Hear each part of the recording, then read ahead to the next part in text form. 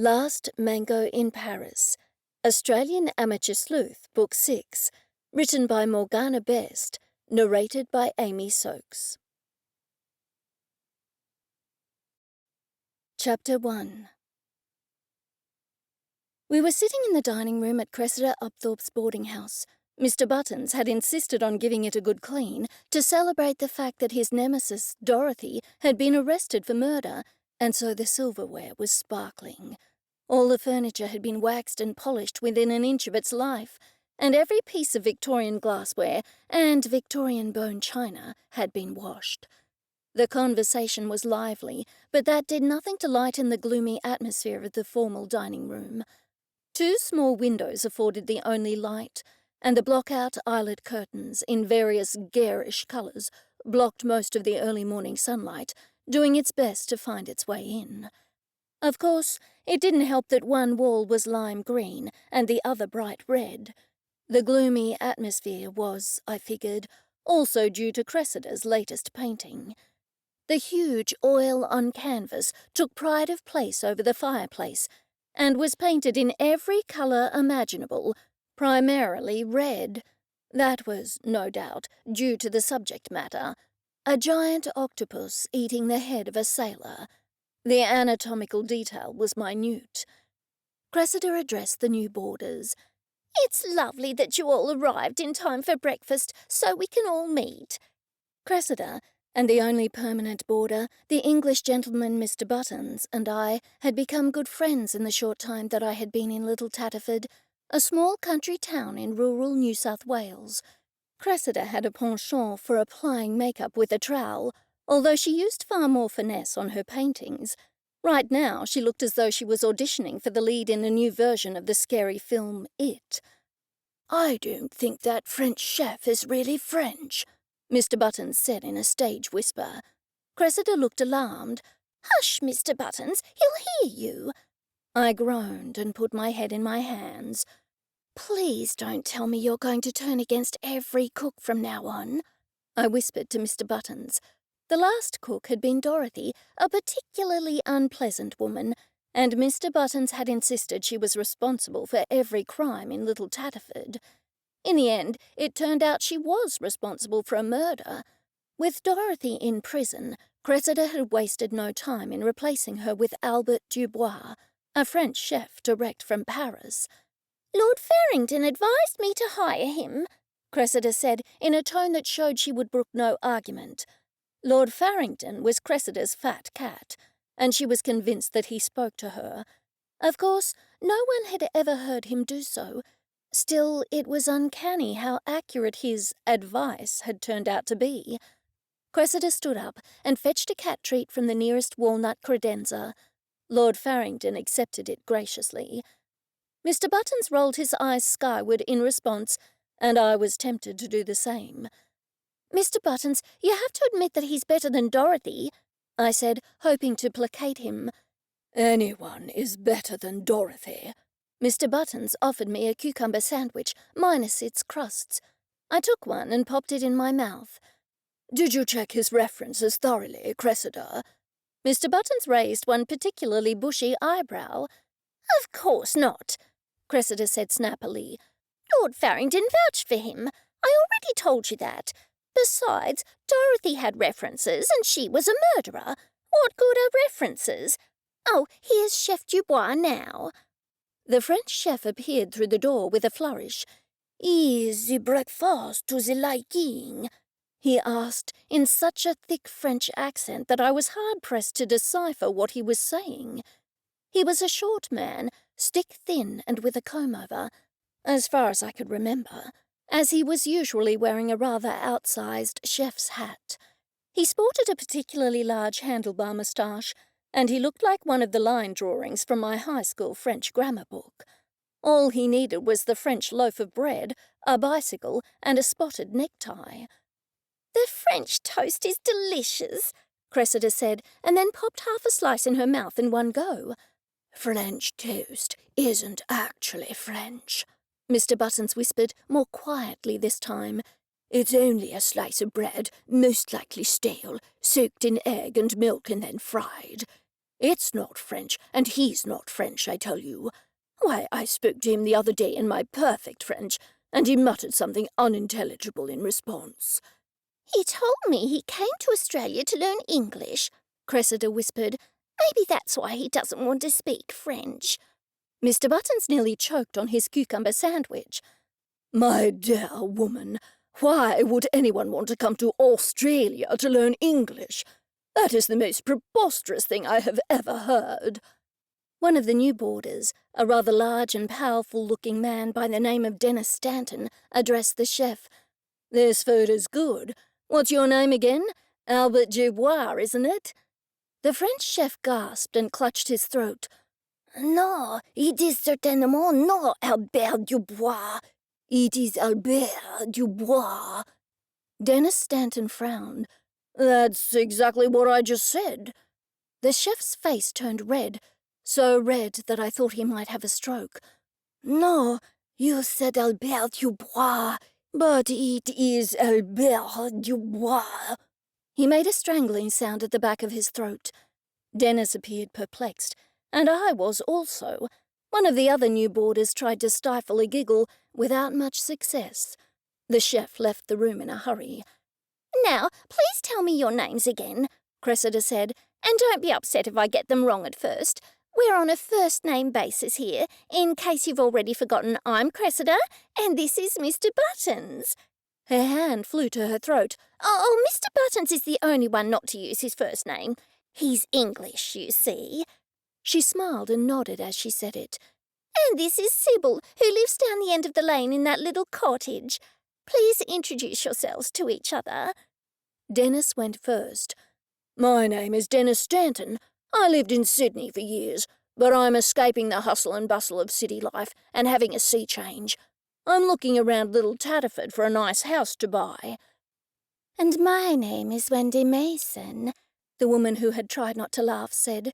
I'm just here on a holiday, panning for gold. I've heard Little Tatterford is an old gold mining town. I took the opportunity to study her. Wendy had an official, stern manner about her, so I had been surprised when she demonstrated a sense of humour. She was well-groomed, about 50, and seemed pleasant enough. The last boarder appeared to be waiting for Wendy to say more, but when she didn't, he spoke. My name is Adrian Addison. I'm in town working for the Office of Geographic Names. He spoke with an English accent, not unlike that of Mr. Buttons. I thought I had misheard him. Excuse me? I said. What office did you say? He laughed. I know. Most people haven't heard of it. I work for the Office of Geographic Names. Adrian was tall and well-dressed, possibly overdressed for a simple breakfast in a country town. He was attractive, although I wouldn't say handsome. He was covered with masses of freckles, no doubt due to his fair skin. His hair was red, but many shades lighter than Cressida's fire engine red hair. He reminded me of an older version of Inspector Humphrey Goodman, a former character from one of my favourite TV shows, Death in Paradise. While I was studying him, a man burst through the door on the other side of the dining room. I'm here, he said loudly, scratching his stomach. His clothes were dirty and ragged. I can see that, my good man, Mr. Buttons said. Kindly do not make an unannounced appearance in such an uncouth state whilst others are eating. The man ignored Mr. Buttons. Will I start work on the porch now, Cressida? Yes, please, Bradley, Cressida said. When you're finished, come inside for lunch. I noticed Mr. Buttons wringing his hands in distress. Mr. Buttons was somewhat of a clean freak, and clearly the man's dirty clothes were too much for him. Mr. Buttons jumped to his feet, deftly pulling off his coat as he did so. He carried it over to the man and thrust it at him. Put this on. The man looked shocked, but did as he asked. Mr. Buttons adjusted the coat and fastened the buttons. He stood back to admire his handiwork. Yes, that will make you far more presentable. He patted the man on the shoulder. Mr. Buttons stood aside, and I noticed that the boarders had all turned around to see what was happening.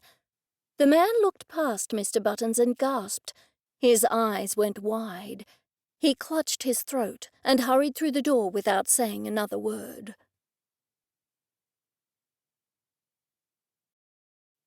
Chapter 2. Cressida elbowed me in the ribs. "Did you see his face?" she said in an undertone. I nodded. "Does he know one of the boarders? He seemed alarmed at the sight of one of them." Cressida simply shrugged. Wendy stood up and said she was going to unpack. Adrian leapt to his feet immediately afterwards.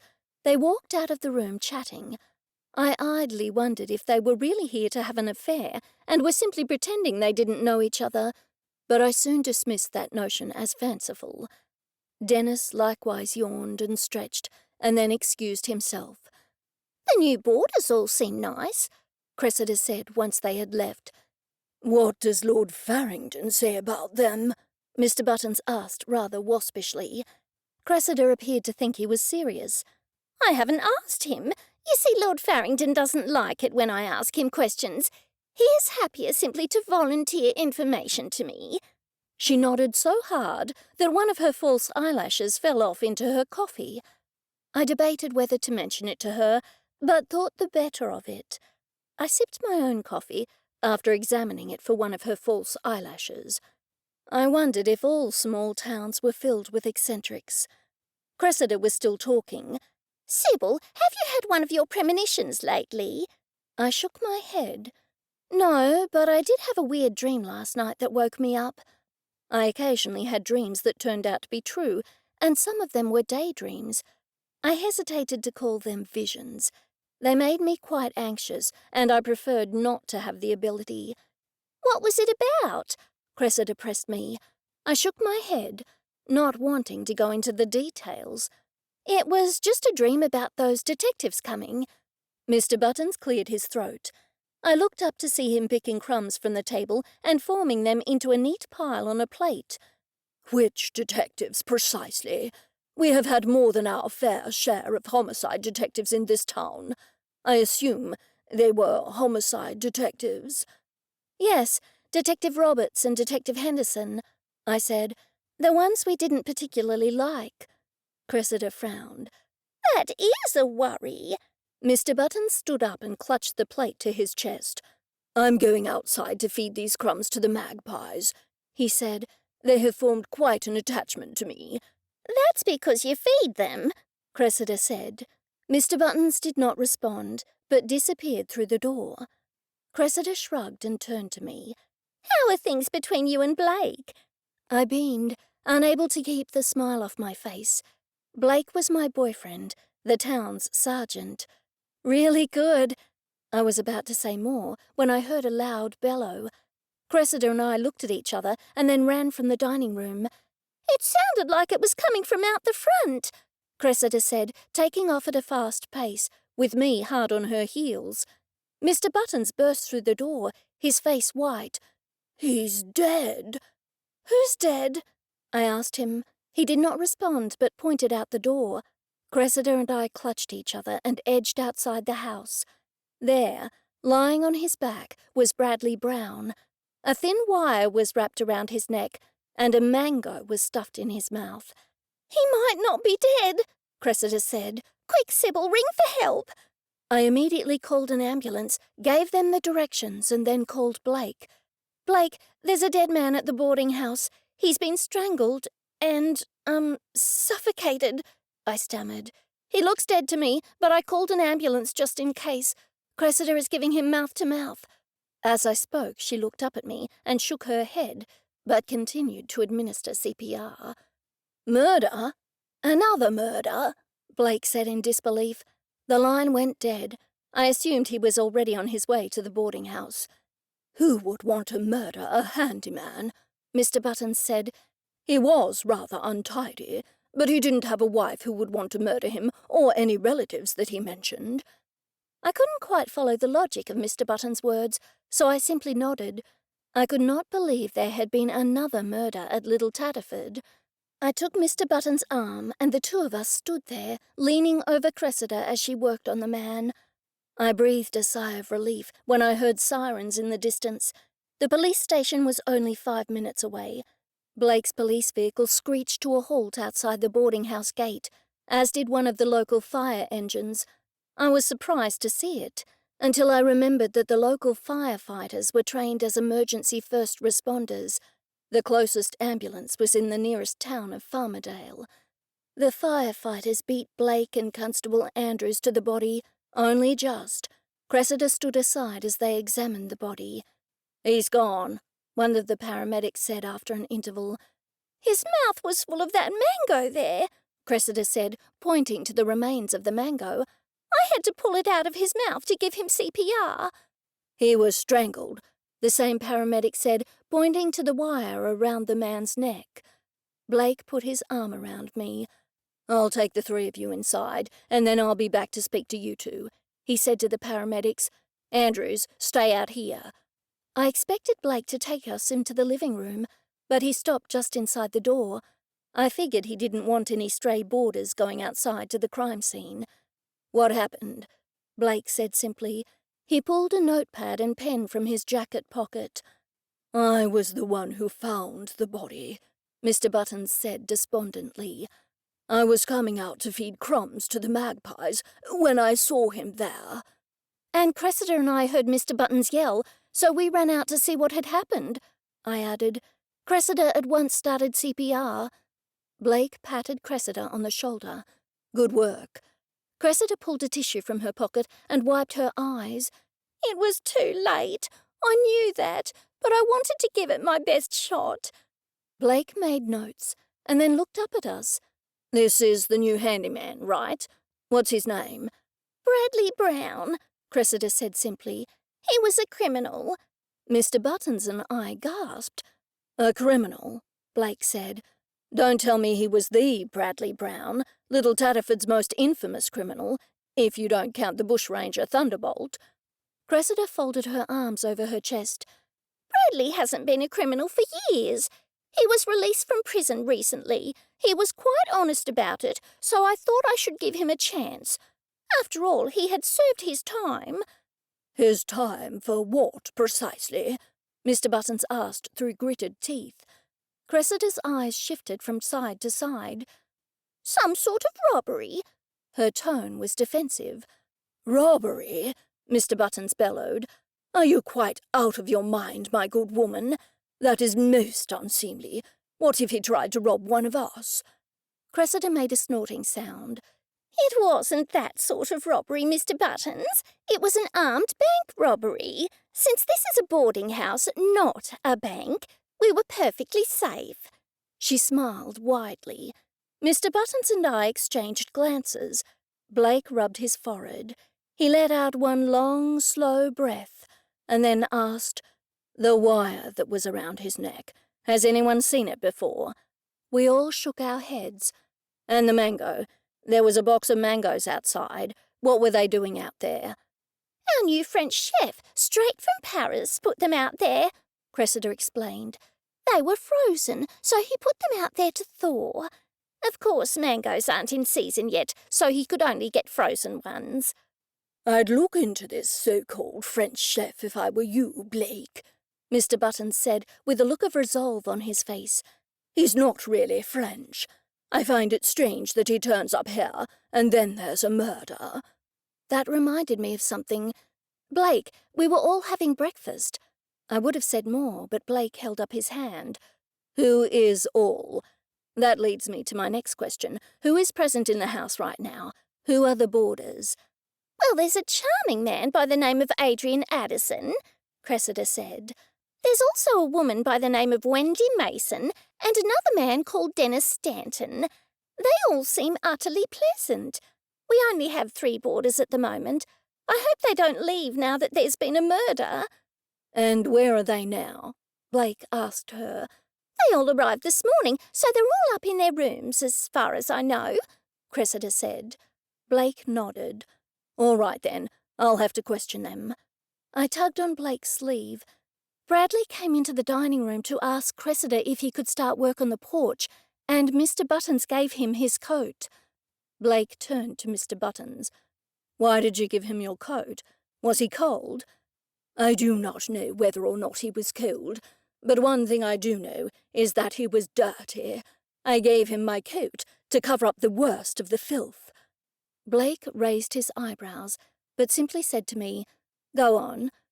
I noticed that when he looked at the borders, he seemed to get a fright, and he hurried out of the room.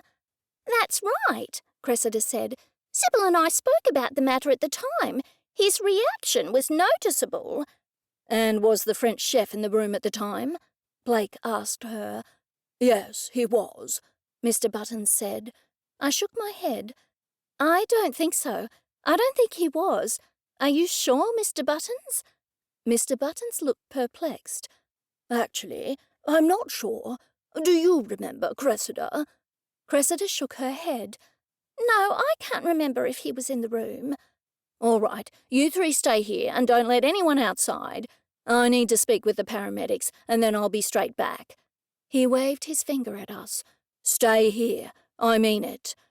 "Oh, this is a dreadful state of affairs," Mr. Buttons said when Blake left. "That's for sure," I said with feeling. "It looks like one of the boarders is the murderer, and whoever it is staying here." "Well, we mustn't jump to conclusions, Sybil," Mr. Buttons said. "Bradley was a bank robber, so perhaps it was one of his old gang members who came back to kill him." "Don't forget that he looked startled to see someone in the room," I reminded him. Before Mr. Buttons could respond, Blake returned. "Constable Andrews called the detectives and they're on their way. Right now, Andrews and I have to take statements from all of you, as well as the boarders and the French chef." A horrible feeling settled in the pit of my stomach. "Detective Roberts and Detective Henderson, right?" Blake nodded.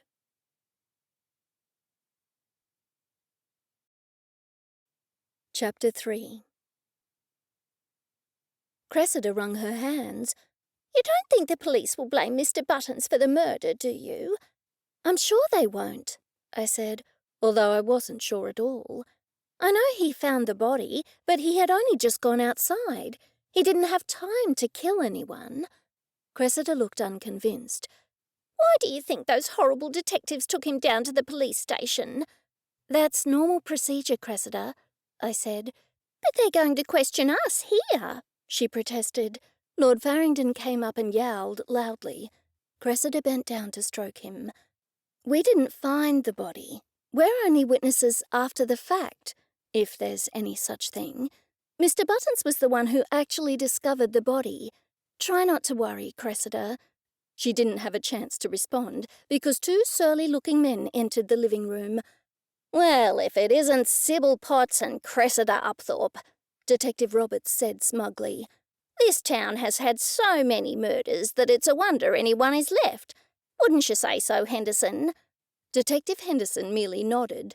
I had always suspected he wasn't quite as much of a jerk as his partner. "And it's also a wonder you have any clients at all, Ms. Upthorpe, given that this boarding house has been the scene of several murders," Roberts continued. I could feel the anger rising within me. "Have you come here to ask us questions or to make business suggestions, Detective?" I said in the mildest tone I could muster. Roberts scowled at me. "All right, Ms. Potts, tell us what happened right from the beginning." He held up both hands, palms outwards. "You will speak to me, and Detective Henderson will take your partner in crime into another room and question her separately." Cressida leapt to her feet, startling Lord Farrington. "I have not committed any crime," she said in a loud voice. Detective Roberts ignored her.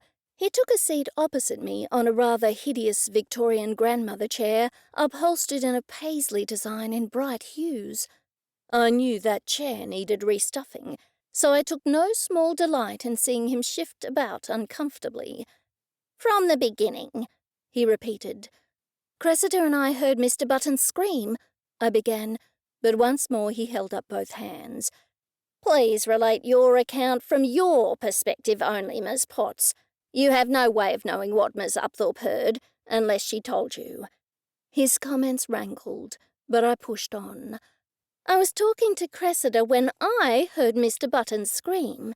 He had only left the room seconds before," I added for good measure.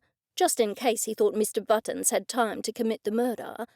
We both raced out to the door and saw Mr. Buttons running back in. He told us that Bradley, the handyman, was dead. He looked dead to me, but Cressida commenced CPR while I called emergency. And that's about it. Did you see anyone else outside? He looked up from his notepad. I shook my head. No, I only saw me, Cressida, and Mr. Buttons. Where were the boarders at this time? I shrugged. I have no idea. And where were the staff? There's only one staff member, a cook. I quickly amended that to a French chef, newly arrived from Paris. I assume he was in the kitchen. I'm not interested in your assumptions, Miss Potts, Roberts said with a snarl. Facts only. It would make my job easier if you could remember that. The French chef chose that moment to enter the room. What has happened? He said slowly. There has been a murder. His hand flew to his mouth. Yes, I said, and I would have said more, but Roberts moved to silence me. Please be quiet, Miss Potts. That will be all for now. I'm sure I'll have occasion to speak to you later. You may leave the room now, and I'll question this gentleman. Your name? Albert Dubois, he said timidly. Are you still here? Roberts addressed me. Close the door behind you when you leave. I left the room, seething with anger. I pulled my phone from my pocket and texted Blake, Roberts is a pig. After I texted that, I was filled with remorse, because pigs are lovely animals. Blake did not reply, so I paced up and down the long hallway and then decided to find a snack in the kitchen. The French chef was not as possessive of the kitchen as Dorothy had been, and didn't mind any of us poking around. By the time I reached the kitchen, I had lost my appetite, so wandered aimlessly back in the other direction. I walked back into the corridor and almost barreled into Adrian Addison and Wendy Mason. My first thought was that they looked awfully friendly with each other, but maybe I was overly suspicious. That man, Bradley Brown, was murdered, Wendy asked me. The hairs stood up on the back of my neck. How did she know his name? I'm sure he had only been addressed as Bradley in front of her, and she had only just arrived. Who could have told her his surname? Maybe there was a logical explanation. I looked up to see she was still waiting for my response. Yes, I'm afraid so, I said. She looked utterly stricken. I think Wendy needs a brandy, Adrian said. Of course, there's some in the dining room. I opened the door and they both walked inside. Did you find the body? Wendy asked me. I shook my head. No, it was Mr. Buttons. He's awfully shaken up. So is Cressida. She gave him CPR. It was awful. Is he definitely dead? Wendy asked me. I nodded. Yes. Wendy looked stricken at the news. It seemed genuine to me, unless she was an exceptionally good actor. Do they know who did it? She asked me. I don't know, I said. Not as far as I know, anyway. One of the detectives questioned me, and now he's questioning Albert, the chef. The other detective is questioning Cressida. And who is questioning Mr. Buttons? Adrian asked me. He poured a brandy from a crystal decanter sitting on top of the walnut credenza and handed it to Wendy. Mr. Buttons has gone down to the station to give his statement, I said. Since both detectives are here, I expect he'll be waiting at the station for quite some time. Once again, I was concerned that the detectives suspected Mr. Buttons. I figured keeping him waiting was one way to make him more nervous. Adrian nodded. It's good to see a fellow Englishman here. How long has Mr. Buttons been in the country? I thought it a strange question, but I figured he was trying to make conversation to take Wendy's mind off the murder. Her face was white and drawn, and she was wringing her hands nervously. To tell you the truth, I have no idea, I said. I haven't been in Little Tatterford for too long myself. Buttons is an unusual name, Adrian said. I don't think I've met anyone else by that name.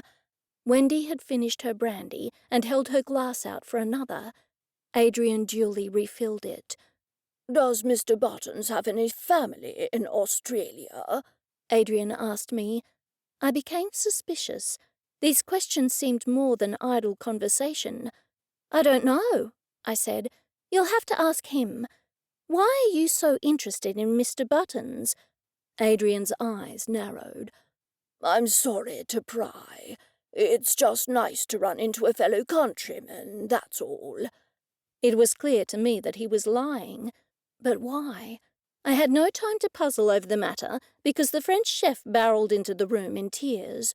"That detective is a buffoon."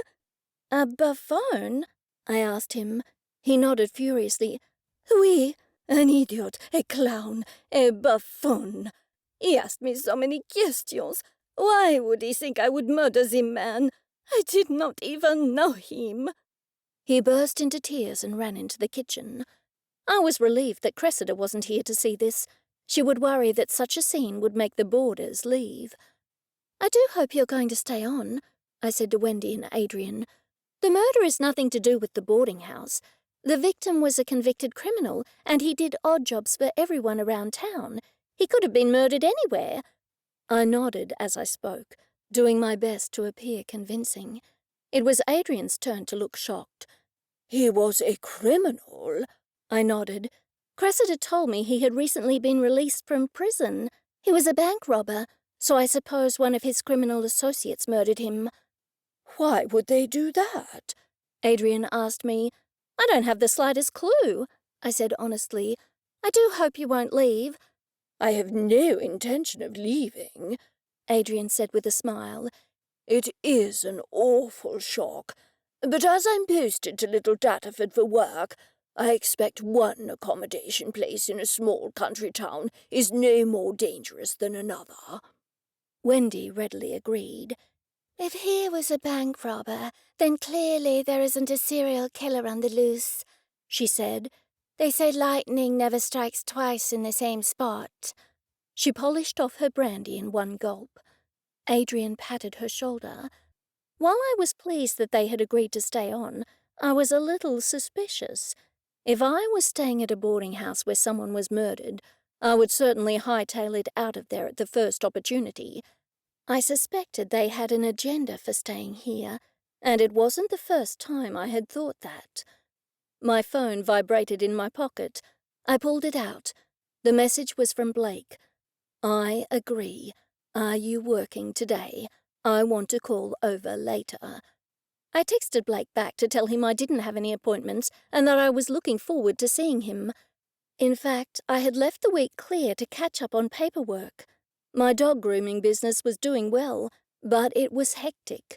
I was relieved that my property settlement had finally been awarded, and even though the money had not come through yet, it was only a matter of time. I thought I should buy a house in town with the money, but I would miss Cressida and Mr. Buttons if I moved from the cottage. Still, I did not want to continue to rent a tiny one-bedroom cottage when I had the money to buy a house. And after living in Sydney, the cottage was something of a shock, being badly insulated with holes in the floorboards and angry possums in the roof. What's more, the chimney was always clogging up and sending smoke into the room. Still, I had more important things to worry about. There had been a murder, another murder, in Little Tatterford.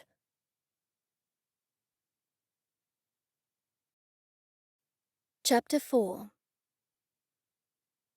Cressida and I were sitting in my cottage. I stoked the fire, trying to encourage it to burn a little better. Spring didn't mean much in this part of the world. The nights were still bitterly cold, and sometimes the days were also.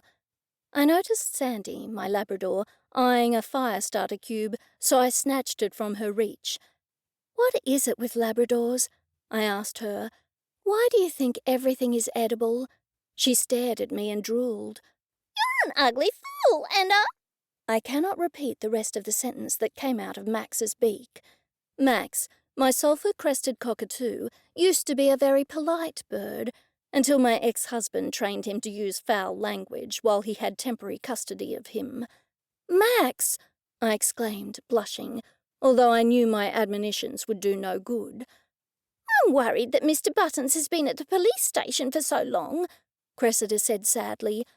I really fear the police suspect him. I was thinking the same thing. I threw another fire starter cube on the fire. There was nothing quite so comforting as an open fire. I huddled closer, relishing the warmth, and inhaled the smoky fragrance. A loud knock startled us both. I didn't hear a car, I said to Cressida. I crossed to the door and opened it. Speak of the devil, Max squawked. you're a Max, I said again. Mr. Buttons, come and sit by the fire. Mr. Buttons took an empty seat by the fire and held his hands towards it, rubbing them together. It was awful, awful, I tell you. I'm quite distressed. I knew it, Cressida wailed. The police think you did it, don't they? To my surprise, Mr. Buttons shook his head. To the contrary, my dear woman. The detectives are convinced that I was the intended victim. I leant forward. They are? Why? Sybil, do you have any wine? He asked me. I nodded. Red or white? Red, please. I walked the few steps to my tiny kitchen and fetched an unopened bottle of wine from the cupboard. I took Mr. Buttons back a glass of wine, and then realised I hadn't asked Cressida if she wanted one. I did so, but she declined, so I took a seat. Mr. Buttons, you were about to tell us why the police think someone wanted to murder you. It's simple, my dear. He was wearing my coat. That seems quite tenuous to me, I said with surprise. Mr. Buttons nodded. Yes, I think so too. Anyone who wanted to murder me would surely know me well enough to know that I am always impeccably dressed, and there is never so much as a dog hair or a piece of lint on me. Anyone who knew anything about me would not mistake me for that poor Bradley Brown. No, I myself am convinced that the poor man was surely the intended victim. Indeed, I told the detectives that, but they merely looked at me in a supercilious fashion. Cressida had remained silent throughout the whole exchange, with her mouth open. Sybil, would you have any chocolate? She asked, when she had sufficiently recovered. I fear I'm in need of comfort food. I walked the short 5 steps to my kitchen and fetched some Tim Tams from a cupboard. I tipped them onto a plate. I offered one to Cressida, but she thanked me and took the plate from me. Don't they know he was a criminal? She said through a mouthful of chocolate-encrusted crumbs. Mr. Button's face lit up for the first time since he had returned from the police station. Oh, yes, they do. They told me all about him. He robbed banks. Cressida waved one hand at him. Yes, Mr. Buttons, don't you recall that I told you that? Mr. Buttons shook his head. No, you don't understand. The detectives told me all about it, in far more detail than I wanted to know, mind you. Bradley Brown was in prison for nearly 15 years. The reason he was in prison for so long was that it was an armed bank robbery, but armed bank robbers usually only get short sentences. I had been partially hypnotized by the flames, but that brought me back to the moment. You're kidding, I said. I didn't know that bank robbers got short sentences. Please, allow me to finish, ladies, Mr. Buttons said, clearly exasperated. My father always said that fools and children shouldn't see things half done. Please allow me to finish before you interrupt me again. I nodded, and he pushed on. When I mentioned a short sentence, I meant much shorter than 15 years. The detectives told me that he had a gun, which is classed as robbery with a dangerous weapon. Also, he was in company, which is a longer sentence. Cressida waved a half-eaten Tim Tam in front of Mr. Buttons. I know you told us not to interrupt, but you'll have to make more sense than that. In company with what? Mr. Buttons rolled his eyes skyward. In company with others, of course. Accomplices, if you will. Apparently, if one person robs a bank in the company of another person, each person has to serve a longer sentence than usual. Now I really was confused. I know you told us not to interrupt, Mr. Buttons, I began, but if I robbed a bank with you, I would get a longer sentence than if I robbed a bank alone. Is that right? Mr. Buttons looked pleased. "Precisely. I'm glad you both understand. And robbery with a dangerous weapon, such as a gun, attracts a more severe sentence than robbery with an offensive weapon, such as a knife." "Well, that's all very interesting," I lied. "But what does that have to do with the police thinking you were the intended victim?" "Nothing at all," Mr. Buttons said. A piece of coal jumped from the fire and made a sizzling sound on the nearby rug. I hoped Mr. Buttons wouldn't have the urge to clean it. I stomped on it with my foot as Mr. Buttons continued. "My point in telling you that was to tell you that there was a shootout with the police, and Bradley's 5 accomplices were killed. Bradley did not serve his full 15 years, but got out on parole, and as we all know, he was only recently released." "And why don't you think you were the intended victim, Mr. Buttons?" I asked him. Mr. Buttons sighed. "Don't you see, Sybil? Bradley was the only survivor of the robbery. The gang stole just under $5 million, and the others were killed in the shootout at the bank." "So he got away with the money?" I asked him. "He wasn't arrested at the scene of the crime?" Mr. Buttons shook his head. "That's just it, Sybil. He was arrested 5 weeks later. The money was never found." I gasped, and Cressida nearly choked on a Tim Tam. "So Bradley has the money here in Little Tatterford?" she asked him. Mr. Buttons nodded. "That stands to reason. Surely he would want the money close to him." "But why would anyone kill him?" I said. "The murderer will never get their hands on the money now that they have killed the only person who knew where it was. Obviously the police would have searched for it back in the day, and they never found it, so he was clever at hiding his money." Cressida tapped her chin. "Perhaps he was killed by a relative of one of his accomplices, blaming him and wanting to take vengeance."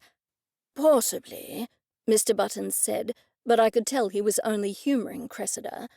"He didn't seem like a rich man," I said. "He wore those old clothes." "Think about it, Sybil," Mr. Buttons said as he rose from his seat to wipe some chocolate from the edges of Cressida's mouth with a white linen handkerchief. "He would know the police were watching him. He would have to lie low for a while and act as if he didn't have any money." "Why wouldn't he grab the money and leave the country?" I asked, more to myself than to anyone else. I threw some kindling on the fire. It wasn't burning well because I had put an oversized log on it. I really needed to be more patient and start the fire more slowly, with smaller bits of wood. Thank goodness for fire starter cubes. "Because he knew the police were watching him, like I just said." Mr. Buttons smiled at me. "Most criminals aren't too bright, but he obviously had enough sense to keep cool and wait it out."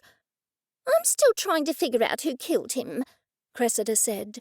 Mr. Buttons wrapped his arms around himself. "I hope it wasn't someone trying to kill me, after all." I attempted to reassure him. "Who would want to murder you, Mr. Buttons? That is, of course, unless you have a secret life you haven't told us about." I finished with a laugh and looked up into Mr. Buttons' face. To my shock, he turned a pale shade of green.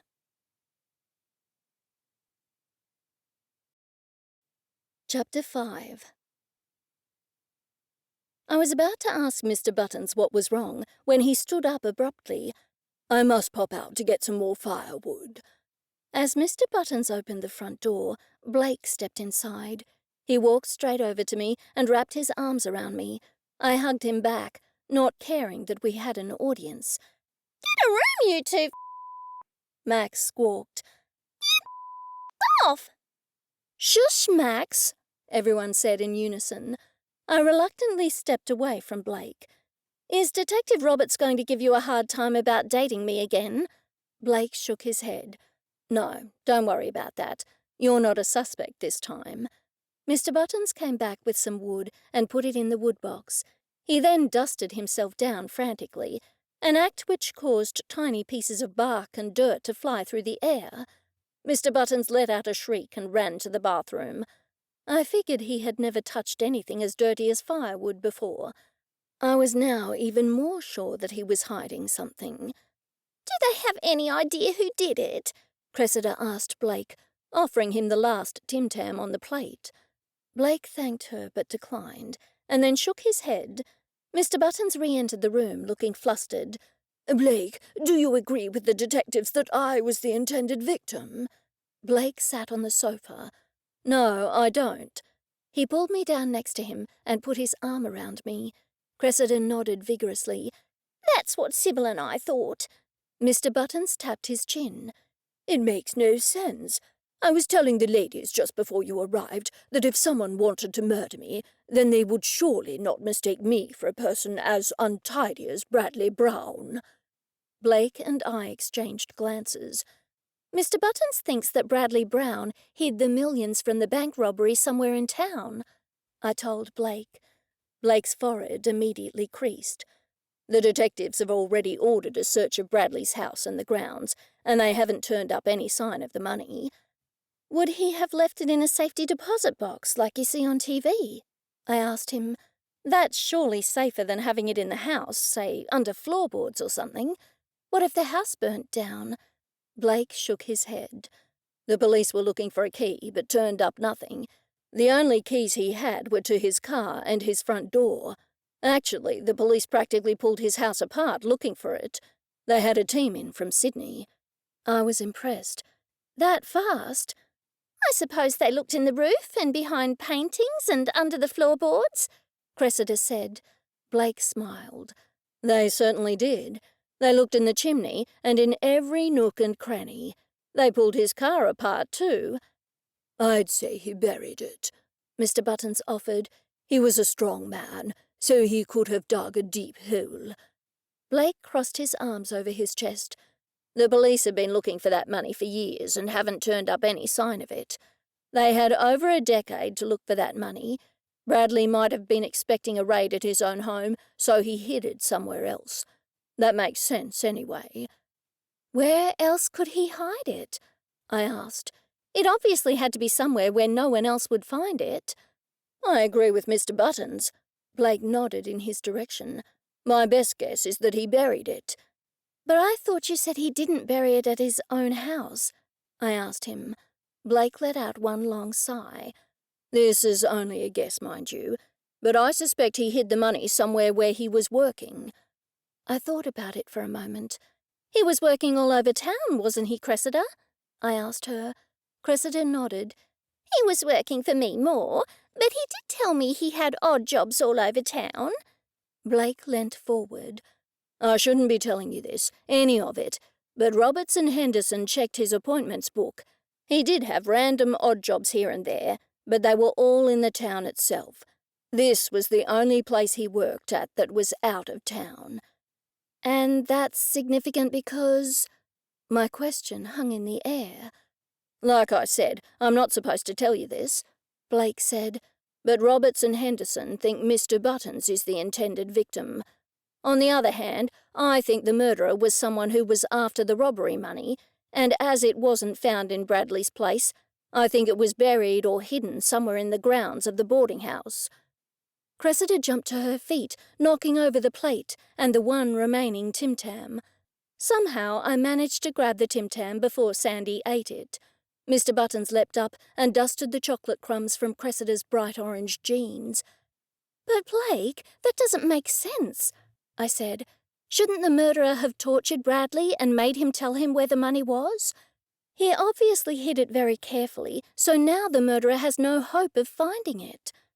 Blake held up both hands. "I don't have a clue, to be honest. I also don't have a clue why the murderer killed him in broad daylight, although I suppose it was safer to murder him out of town at a boarding house rather than murder him in town, especially if the murderer knew that everyone was inside the building."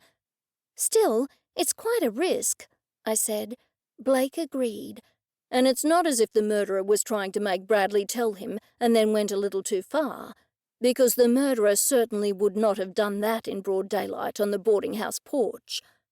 I had forgotten Cressida for a moment, but she let out a wail. "We're all in mortal danger," she said tearfully, wringing her hands. "Please get a grip, madam," Mr. Buttons said, although not unkindly.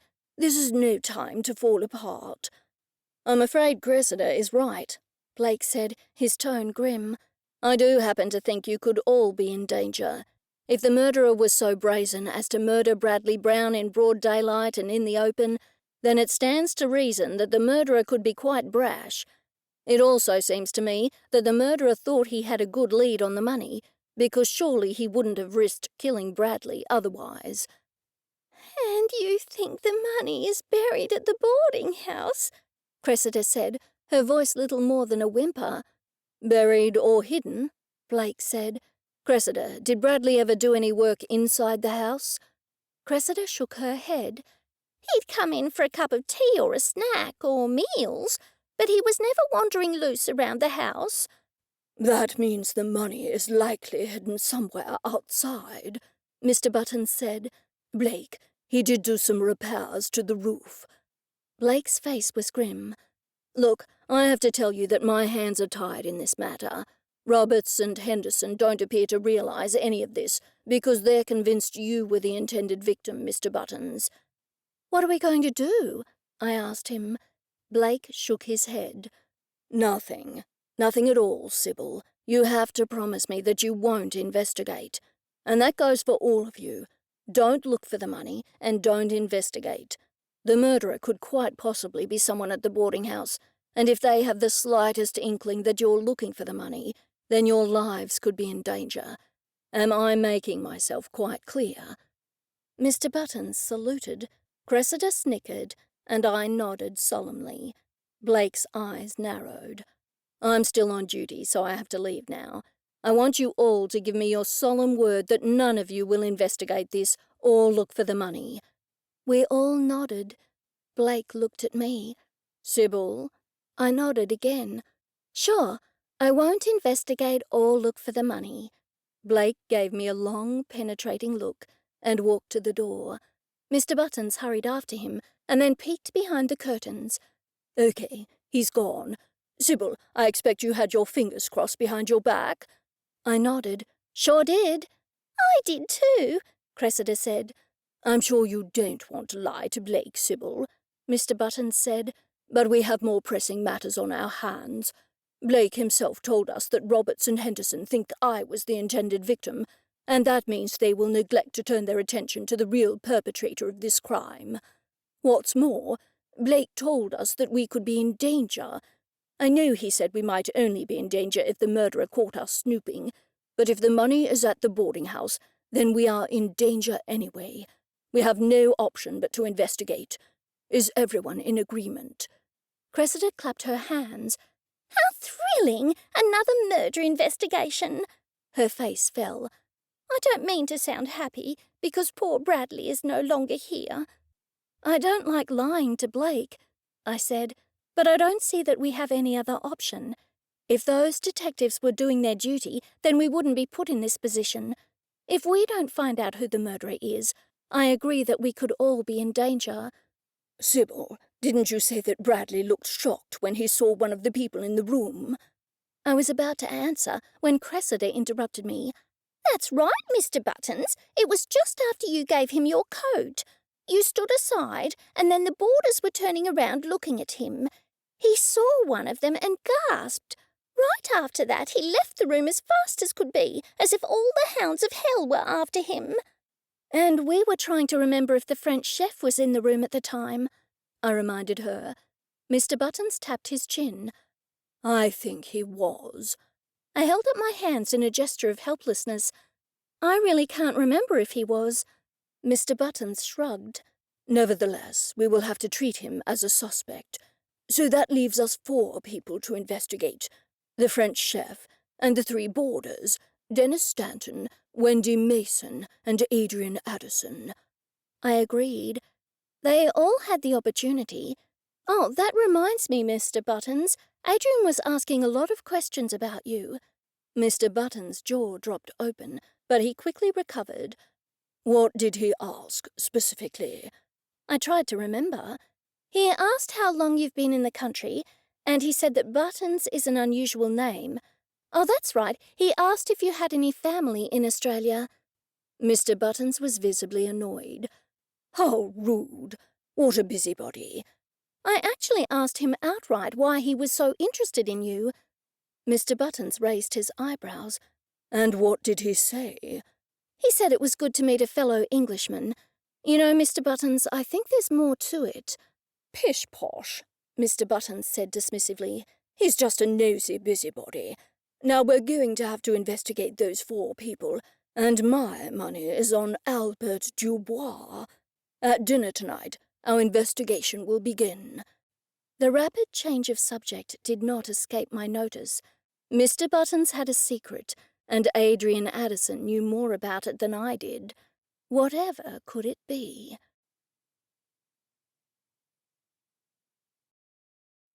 Chapter 6. I was sitting in the dining room, lamenting my lack of paperwork for the day. The day had been consumed with talk of our pending investigation. I didn't like keeping anything from Blake, but I really had no option. I looked around the table at all the boarders and shuddered at the realization that one of them was the murderer.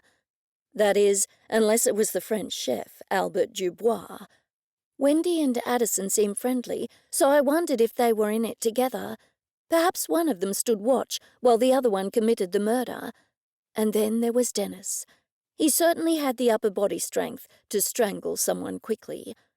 I silently moved him to the top of my suspects list. Chef Dubois entered the room to serve us.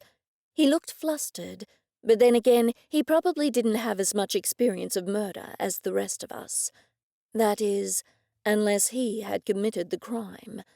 He announced with a flourish that the entree was crevette sauce boursin. As he placed long plates with the food arranged into circles on the table, my attention was drawn by the leaves. There was 1 leaf on each serving, and I remembered that hemlock grew wild along the roadsides in the area. I quickly pulled my phone from my pocket and Googled images of hemlock. To my relief, it did not look like the leaves on the plates. Mr. Buttons caught my eye, and I realized he wanted us to launch into our questions. Before I could do so, Wendy had one of her own. "This looks delicious," she said tentatively. "but what is it?" The chef was visibly affronted. "I told you it is crevette sauce boursin." Wendy nodded. "Yes, I know that, but what's in it?" "Prawns." The chef pointed to a large prawn sitting on top of each circle. "You not like prawns, mademoiselle?" Wendy gave a little cough and then said, "Is there garlic in it? I try not to eat garlic." "I bet you don't," I said to myself. She clearly had her eye on Adrian and didn't want to laden him with garlic-scented kisses. Then again, maybe I was just overly suspicious. Seeing dead bodies on a regular basis can do that to someone. "I am also serving a wild mushroom fricassee." His voice rose to a high pitch. "It has no garlic." "Did you pick those mushrooms yourself?" I piped up. I knew deadly mushrooms grew in the area, and some looked just like common mushrooms. I knew I was getting paranoid, but I prefer to be paranoid and alive, rather than trusting and dead. Chef Dubois looked at me as if I was out of my mind. "Of course not. I bought them." Since Mr. Buttons was still staring at me and raising his eyebrows, I thought I should start the questioning. "So, Wendy, you said you're here to pan for gold?" She nodded. "That's right." "What creek will you be going to?" Wendy looked alarmed. "Creek? Creek?" she stammered. "Oh, I see. You're asking where I'll be doing the gold panning. I don't know yet. Can you recommend a location?" I thought about it for a moment. "Rifle Range Road," I said. "There's a creek at the bottom of it where most people go gold panning just for fun. I don't know where the more serious people go." Wendy laughed. "I'm not serious at all. I've done some gold panning out at Bathurst, at Safala, but never in this area. I heard Little Tatterford was an old gold mining town, so I thought it would be a nice place to come to for a holiday." Mr. Buttons narrowed his eyes. "That sounds interesting. What equipment do you need for that?" Wendy once more looked ill at ease. "Well, a gold pan. It's like a shallow piece of tin, round. I know what a gold pan looks like, Mr. Buttons said amicably enough, but I wondered if you needed any other equipment. Wendy bit her lip. No, I've only ever used a gold pan. I put water in it, shake it around, tip out the water, and see if any gold has settled in the bottom of the pan. Well, you'll get some gold dust at any rate, I told her. The local farmers always say that when they dig post holes, they find lots of flecks of gold. I thought I wasn't getting anywhere with that, so I changed my approach. So, what do you do for a living? Does it have anything to do with minerals? Are you a geologist or something? She shook her head. No, it's all rather boring, actually. I work in finance. I wondered if it would be pushing it to ask her the name of the company. While I was debating this, Mr. Buttons spoke up. "And you want to move to Little Tatterford?" he asked Dennis. Dennis nodded. "I'm retired, but I lived and worked in Sydney all my life. I got fed up with the hustle and bustle of city life, so I wanted a sea change." He laughed. "Speaking of sea changes, I can't swim. I nearly drowned as a child, so I've been wary of the ocean ever since. Plus, I like cold weather, so I thought Little Tatterford would be the ideal location. Besides, the biggest house in Little Tatterford is a fraction of the value of the tiniest house in Sydney. You get so much more for your money here." "You won't find Little Tatterford boring after the city life?" I asked him, trying to keep the conversation going. "Boring would be good," he said with a smile. "You said you have retired," Mr. Buttons said. "What line of work were you in?" "That was boring too. Now Adrian here is the one who seems to have an interesting job. Who do you work for again? The Office of Geography or something like that?" I had to admire the way Dennis deflected the question, but I made a mental note to find out what he actually did for a living before he retired. Maybe it had some bearing on the case. At any rate, I was grateful that Blake was working tonight, because we certainly wouldn't be able to ask these questions in front of him. Adrian smiled. "The Office of Geographical Names." Cressida spoke up for the first time. What do you do, exactly? "We are responsible for new street names. I suppose you're all aware that several new subdivisions are going up in the Little Tatterford area, and I have to approve those names." "Surely all names would be approved automatically?" Mr. Buttons asked him. Adrian shook his head. "There was a recent famous case in Geelong, in Victoria. The developer wanted to name all the streets after Game of Thrones characters, but the locals objected to him naming one street Lannister Street. To answer your question, we have to check each street name for compliance with our rules." "Sounds fascinating," I lied. Adrian nodded. "We have to liaise with the council and with government bodies. I know it sounds exciting, but it's actually pretty dry work." I looked at him to see if he was being serious about it sounding exciting, but I couldn't tell. Chef Dubois bounced into the room holding a tray of plates. "This is pimento da ratatouille," he said.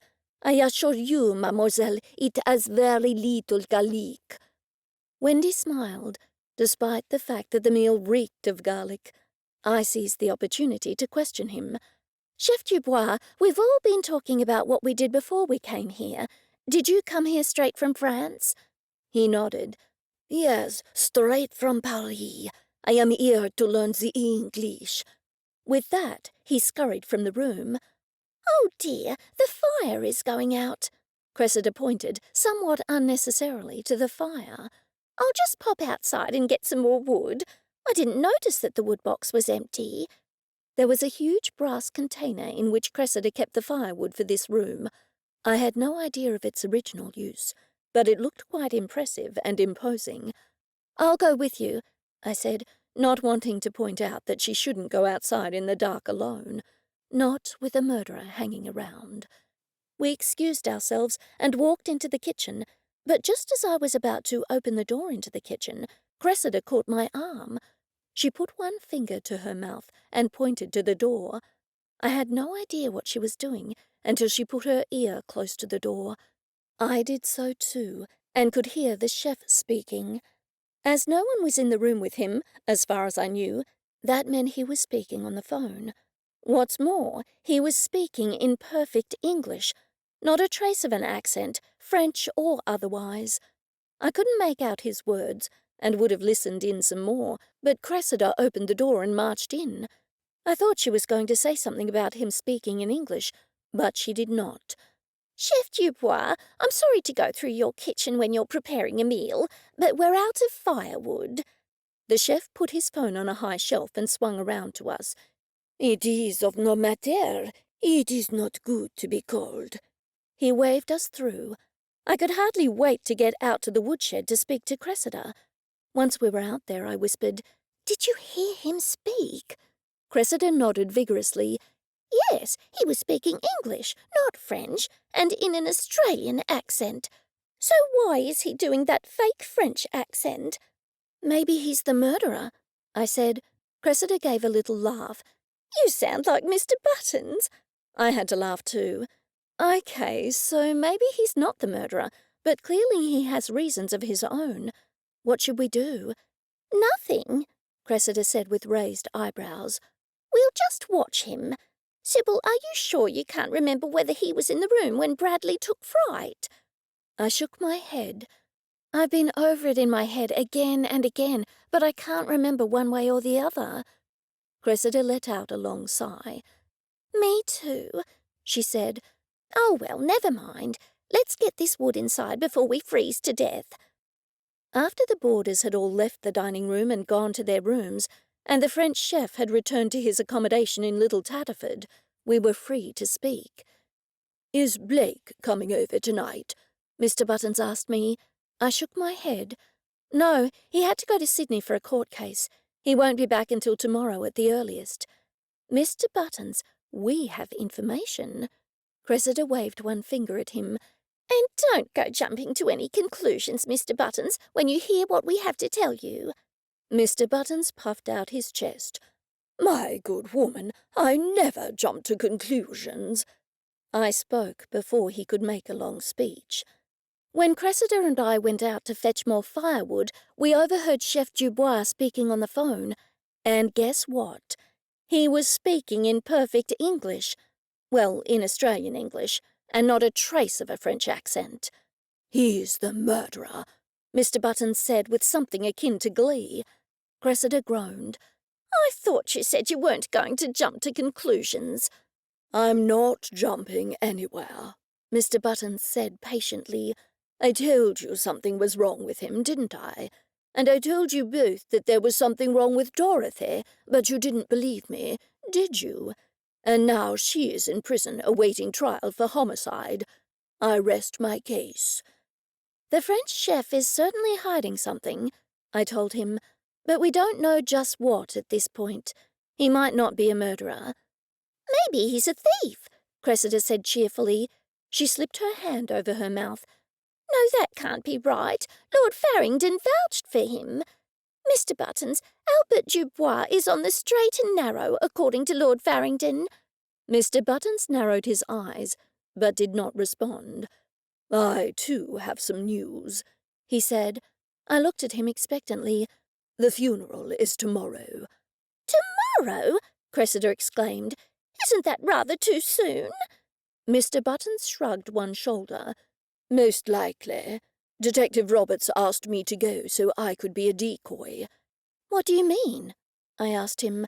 "Remember that the police think I was the intended victim." "Oh, I had completely forgotten that." Mr. Buttons pressed on. "The police want me to attend the funeral to see if I can draw out the real murderer." "Why, that is too dangerous, Mr. Buttons," Cressida said, leaning over to pat his arm. Even Lord Farringdon seemed disturbed and rubbed his chin up and down Mr. Buttons' shin. Mr. Buttons pulled a tiny packet of baby wipes from his suit pocket and wiped the cat hair from his pants. "Cressida, the detectives think I was the intended victim, but we all know I wasn't." Cressida looked embarrassed. "Silly me. All the stress is getting to me." Mr. Buttons readily agreed. "Yes, we didn't find out anything useful at dinner tonight, and one of those 4 people is the murderer. Blake thinks the robbery money is buried on this property somewhere. That means our lives are in danger."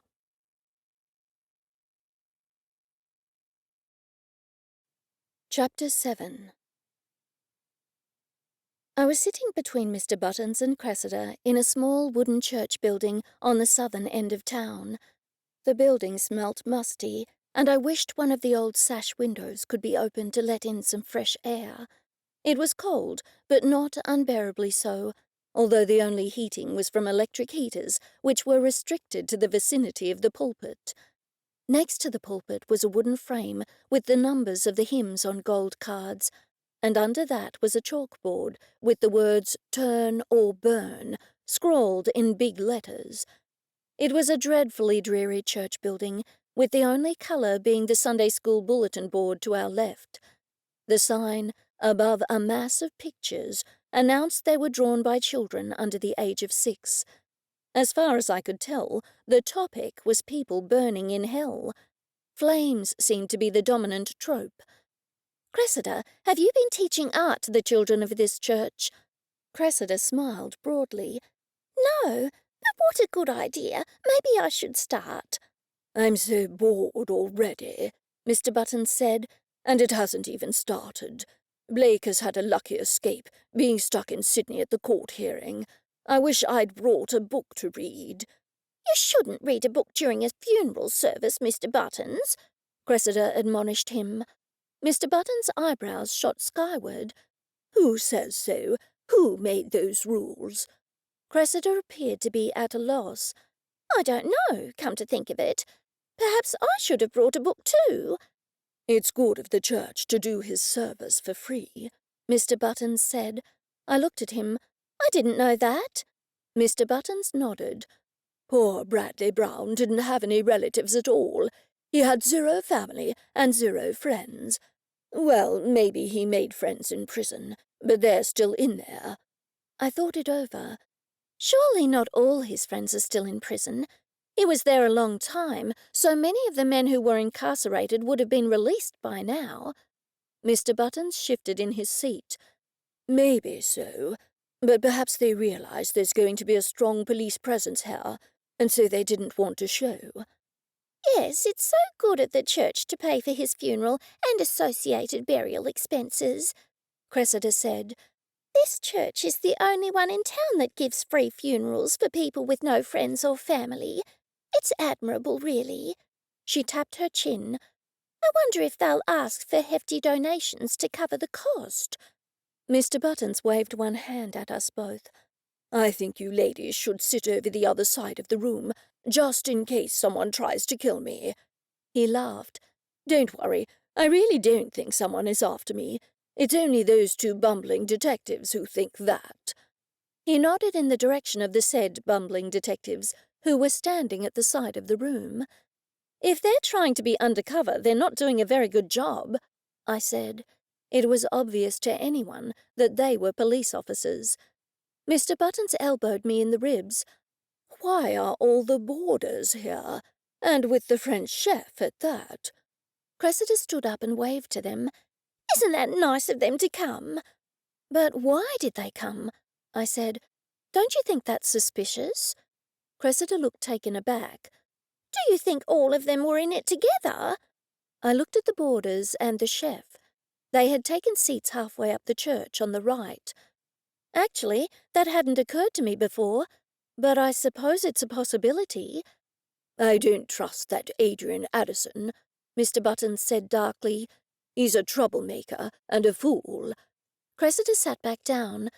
"Who are all these people if Bradley didn't have any friends?" I looked around the room at the elderly ladies, all sporting fuzzy white hair and floral dresses. They all seemed to know each other because they were chatting away happily. "I don't have a clue who they are," I said, puzzled. "They're the churchgoers," Mr. Buttons announced. Since this church provides free funeral services for people with no friends or family, it's obvious that they'd ask their churchgoers to attend all the funerals. Otherwise, who would come? There wouldn't be anyone. I suppose you've got a point, I said. That makes sense.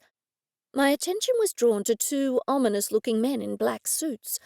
At first, I wondered if they were detectives, but they were not interacting at all with Roberts or Henderson. "Who are those men in suits?" I asked Mr. Buttons. He followed my gaze. "They look like criminals to me. Mafia, I'd say." Cressida readily agreed. "They're probably here to make sure Bradley is dead. Maybe he owed them money and they suspect that he faked his own death, so they've come here to make certain it's him." "How are they going to make certain it's him?" I asked her. "They're hardly going to pop down the front and peek inside the coffin." Cressida waved a piece of paper under my nose. "This is the notice of service, and it says that it will be an open casket." "Isn't that a bit unusual?" Mr. Buttons stopped speaking to dust the hymn book in front of him. "He was murdered, after all. Surely it should be a closed casket in those circumstances." Cressida shrugged. "You know what these church committees are like, Mr. Buttons." He shook his head. "No, I don't. My family might have been Jacobites, but the religious tradition has not carried down to my generation." "I didn't know your family were Jacobites," I said. His hand flew to his mouth. "Never you mind. That was a long time ago." "I am sure it's a matter of policy that they're all open casket," Cressida said. "There likely wasn't enough time to change the policy, given that this funeral has been pushed along." "I have to admit that with Roberts and Henderson staring at me so much, it's making me a little unsettled," Mr. Buttons said. "They're hoping someone will leap out and attack me so they can nab him." I sighed. If only they would realize that Bradley was the intended victim, not you. Then they might make some inroads into solving the case. "That will never happen," Mr. Buttons began, but he could say no more as the minister took to the pulpit. "We are here today on this very solemn occasion to mourn the death of Bradley Brown," the minister said in a long, drawling monotone. "Mr. Brown could be burning in hell at this very moment. God only knows. So I ask you all, do you know where you will spend eternity?" I reflected that it sounded dramatic, but it certainly wasn't delivered that way. I yawned widely and wondered how long the funeral service would continue. The minister's words were met with murmurs of approval from all the ladies in the front pews. The men in suits had taken their seat behind the church ladies, so I took the opportunity to study the three boarders and the chef. They were all sitting together, but I didn't find that in itself suspicious. To the contrary, I considered it normal behavior for three boarders and a staff member attending the same funeral, even though it was a funeral for someone they didn't know. I stretched again, and then saw something out of the corner of my eye. It was Constable Andrews in the opposite back row, but he wasn't in uniform. There were 5 other men and women sitting next to him, so I figured they were all police officers. They stuck out like sore thumbs. The minister went on and on about hellfire and brimstone, and I grew increasingly sleepy.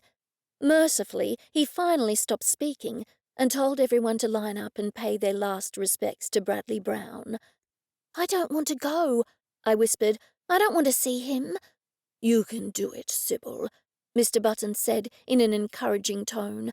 "It will give us a good opportunity to watch the reactions of the boarders and the suspicious chef. Make sure we line up just after them." "You don't have to look, dear," Cressida added. "Just pretend to. Simply avert your eyes when you get to the end of the line." I said that I would. The 3 of us stood up and walked slowly over to the boarders and the chef, who had shown no sign yet of standing up. I looked back at Cressida and raised my eyebrows. Mr. Buttons took the matter into his own hands. "How lovely of you all to come," he said. "Please precede us in the line." Dennis waved one hand, No, we'll be right. I insist, Mr. Buttons said firmly. Wendy stood up. All right. Thank you, Mr. Buttons. She stepped into the aisle in front of us, followed by a clearly reluctant Dennis. Adrian was the last to leave. I'm sure you're used to grand cathedrals, rather than tiny wooden church buildings, he said to Mr. Buttons with a chuckle. Mr. Buttons flushed bright red. What was all that about? I asked him. He's trying to say I'm a snob. He is being rude, Mr. Buttons said in a defensive tone. I thought there was something more to it, but I had no idea what that could be. As we drew closer to the coffin, I saw that all the church ladies appeared agitated. It's not up to us to judge, one woman said. Another woman nodded. God is the only judge, she said in an overly sanctimonious tone. But God doesn't approve of this sort of thing, the first woman said. All the churchwomen nodded. I thought this only went on in cities, one woman said, and on TV. Those women are all galahs, Mr. Buttons said, scratching his head. I laughed. Mr. Buttons, you're turning Australian. He looked alarmed. Just then Wendy reached the end of the line. She let out a shriek. I thought this was supposed to be a funeral for a man. Mr. Buttons and I pushed past her. It's a woman, Mr. Buttons said. The minister shook his head. That can't be right. Mr. Buttons puffed out his chest. I assure you, sir, that I was the one who discovered the body, and I discovered the body of a man, not of a woman with blue hair and bright red lipstick and a copious amount of pancake foundation that could sink a battleship. The minister hurried down to the coffin.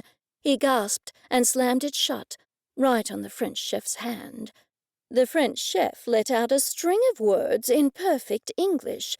He would swear in French if he really was French, Mr. Buttons whispered. Cressida nodded. We've already established that he isn't French, she whispered back. But that's not a crime. The ladies were horrified by Chef Dubois' language and were telling him so in no uncertain terms, several of them shaking their fingers in his face. They did not appear to care that his fingers were bleeding. This clearly isn't Bradley Brown, I said to the minister, trying to be helpful. Were you doing another funeral today for this lady? The minister nodded. How did this happen?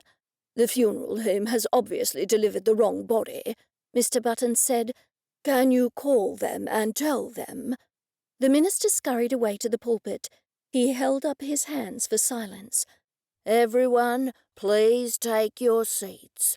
Mrs. Whittaker, would you please come to the pulpit and lead everyone in an uplifting rendition of What a Useless Wretch Am I? I'll just have to make a call and get the correct coffin delivered. I want you all to stay here and sing until it arrives. It shouldn't be too long. He turned and bolted for the side door. I'm taking Chef Dubois home to dress his poor fingers, Cressida said. She took the unfortunate chef by the arm and led him in the direction of the door. I suppose I have to stay here because the detectives want someone to try to kill me, Mr. Buttons said in a disgruntled tone. I'll stay with you, I said, none too happy. Still, I couldn't leave Mr. Buttons alone. The two of us walked back and sat in our original seats. Mrs. Whittaker was singing in a dreadfully high-pitched tone, and was singing the hymn 5 times more slowly than it was meant to be sung. The other ladies were all singing in the same high-pitched voices, each one trying to sing over the top of the other. It sounded like a pack of dingoes down by the billabong howling to warn of impending danger. On second thoughts, the dingoes would have been more melodious.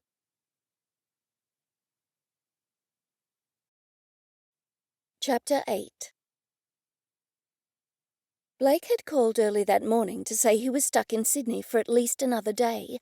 While that certainly made me sad to some degree, it was nevertheless a cloud with a silver lining. Blake would take a very dim view of me investigating the murder. I had just fed Max some birdseed and fed Sandy her breakfast when the phone rang. Sybil, come up to the house immediately. My breath caught in my throat. Has someone else been murdered? I asked Cressida. No, nothing like that. Mr. Buttons and I have realised something incredibly obvious. It's a wonder we didn't think of it before. Lord Farrington was the one who pointed it out. I'll be right there. I put on my shoes and then had to give Sandy another treat to placate her. Every time I put on my shoes, she thought she was going for a walk. We had missed our morning walk as it was raining. I looked out the door, but the rain had eased somewhat. It was only a short distance to the boarding house, so I decided to walk briskly rather than take the van. Mr. Buttons and Cressida were waiting on the porch for me. Cressida appeared overly animated. Lord Farrington told me this morning that we have missed something very obvious. What is it? I prompted her. The murderer thinks that the bank robbery money is somewhere on the property, so the murderer is probably searching for it. We should search for it. Cressida's tone was shrill. I rubbed my forehead. Didn't we discuss this before? I was met with blank looks, so I wondered whether or not we had. I pushed on. Wouldn't it be too dangerous to go looking for the money? If the murderer has even the slightest inkling that we're doing so, then we will really be in danger. Cressida appeared unconcerned. Hung for a lamb, hung for a sheep, she said blithely. If we're in danger simply by being at the boarding house, then we might as well look for the money. To my surprise, Mr. Buttons agreed with her. He was normally the voice of reason. I shook my head. I don't like it, I said. If one of the boarders, or the French chef, Mr. Buttons said, or the French chef, I continued, is the murderer, then how will they feel if we run around the property wielding shovels? Mr. Buttons bit his lip. I suppose you have a point. Why don't we think it over while we're investigating Wendy Mason today? Why Wendy Mason? I wondered why they had selected her from the others. Over breakfast, she said she was going gold panning out on Rifle Range Road. Cressida and I thought we should follow her to see if she really is going to pan for gold down by the creek. That is a good idea, I said, somewhat surprised. Mr. Buttons nodded. Are you ready to go, Sybil? What, now? Yes, we'll go in my car and I'll drive. We'll wait down the road, closer to town and out of sight. Somewhere she'll have to drive past us, no matter which way she's going. We had only been sitting in Mr. Buttons' car on the edge of town for 5 minutes, and I was already getting bored. The rain had stopped, the day was heating up, and numerous blowflies were swarming through my open window. I was just about to complain when Mr. Buttons started the engine. There she goes. Cressida put her hand on his arm. Don't get too close. I was actually impressed by Mr. Buttons' tailing skills. He held back far enough to keep her from seeing him, but not so far that he would lose her. I gasped when she turned right onto the highway heading for Farmerdale. Perhaps she's just lost, Cressida said. She is heading in the opposite direction to Little Tatterford, so I'm sure she is not lost, Mr. Buttons said. Still, we shouldn't jump to conclusions. Maybe she has some shopping to do before she goes out panning for gold. Cressida shook her head. But remember, Mr. Buttons, after she said she was going to pan for gold, we asked her if she was planning to do anything else, and she said she wasn't. Mr. Buttons shrugged. Perhaps she simply changed her mind. Anyway, we'll follow her around Farmerdale so long as she doesn't lose us. That is, if Farmerdale is even her destination. The highway to Farmerdale stretched on interminably through a vista of boring, flat ground dotted with dead and dying trees. The New England tree dieback was particularly bad in this part of the world. Whether the cause was bugs, pesticides, or disease, the result was an expansive tree graveyard. The New England highway bypassed the town of Farmerdale, and Wendy's car continued on to the town itself. So she's going into Farmerdale itself, Mr. Buttons said. She is heading straight for the main shopping centre. Either Wendy was lost, or she was trying to lose us, because she circled back on herself several times, before heading down one of the smaller streets not far from the central shops. When she finally did pull over and parked her car, Mr. Buttons parked further up the road. I craned my neck. "Can you see what shop she's going into?" I asked him. "I can see from here," Cressida said. "It's one of the 2 tourist shops in town." "Farmerdale has 2 tourist shops," I exclaimed in surprise. "I'm shocked it even has 1. What is there to do in this town? Apart from looking at dead trees or going to the university, there is absolutely nothing else to do." Mr. Buttons and Cressida readily agreed. "I had some boarders who booked for a week to see the sights of Farmerdale," she said, "but they left the very next day. They couldn't find any sights." I shared their opinion. "How will we find out what she's doing in the tourist shop? Should we go in there and try to find out, or should we follow her when she drives away?" "I think we should follow her," Mr. Buttons said, but Cressida disagreed. "If we're going to ask the people at the tourist place what Wendy was doing in there, we'll have to do it soon, otherwise they won't remember who she was." "That is true," Mr. Buttons said thoughtfully, "but I think it's more important to follow her at this stage." "Maybe we could do both," I said. "What if you follow her, Mr. Buttons, and Cressida and I will go to the tourist place?" "But how will you get back to Little Tatterford?" he asked me. "We can catch a bus." Cressida laughed uproariously. "Sybil, there are only 2 buses between Little Tatterford and Farmerdale. One goes at 6 in the morning and the other goes at 9 at night." "Let's catch a taxi then." "Oh, there are taxis, aren't there?" I added, uncertain. Mr. Buttons and Cressida both nodded. "Okay, that's her now," Mr. Buttons exclaimed. "Quick, ladies, out of the car." As soon as Cressida and I were out of the car, Mr. Buttons drove off after Wendy. "What are we going to say?" I asked Cressida. She shrugged. "Let's play it by ear." I was dismayed. That didn't sound like much of a plan to me. Nevertheless, I followed Cressida into the shop. It was mainly filled with indigenous artifacts in striking colours, and I wished I had time to look around. I was staring at a beautifully painted boomerang when Cressida grabbed my arm, her bony fingers digging into my flesh. "Sybil, look!" There, sitting on a display table, were gold pans with several bottles of gold flakes lined up behind them. "I have an idea," I said to Cressida in low tones. I marched over to the indifferent shop assistant. It seemed it was an effort for her to pull herself away from her phone. "Can I help you?" she drawled. "I just missed my friend who was just in here," I said. "I saw her driving away just as I got here. I was supposed to meet her here, but I was running late. We're buying gifts for a friend of ours who has just taken up panning for gold, and we decided to buy her different gifts." "That woman who was just in here?" she asked me. I nodded. "What did she buy? We can't double up on the same gifts. I called her, but it's going straight to Message Bank." "She bought a couple of bottles of that gold dust there?" she said. Cressida and I exchanged glances. "Thanks." I grabbed Cressida's arm, and we hurried from the shop. "I'll tell Mr. Buttons, and then we'll call a taxi." Mr. Buttons spoke as soon as he answered the phone, not giving me a chance to say anything. "Stay put. I'm coming back for you. She's in a coffee shop with 2 other people. Cancel that taxi." "We haven't called a taxi yet," I told him. "Who are the other people?" I looked at the phone. He had hung up. Still, we didn't have long to wait. It was only minutes before Mr. Buttons pulled up and flung the door open for Cressida, beckoning me to hurry up and get in the car. "Who are the other people?" I asked him. I wasn't the most patient person in the world. "The 2 mafia men from the funeral yesterday," he said. "Remember, the 2 men in the black suits?" Cressida craned her neck and looked around at me, raising her penciled-in eyebrows. "Wow," was all she could say.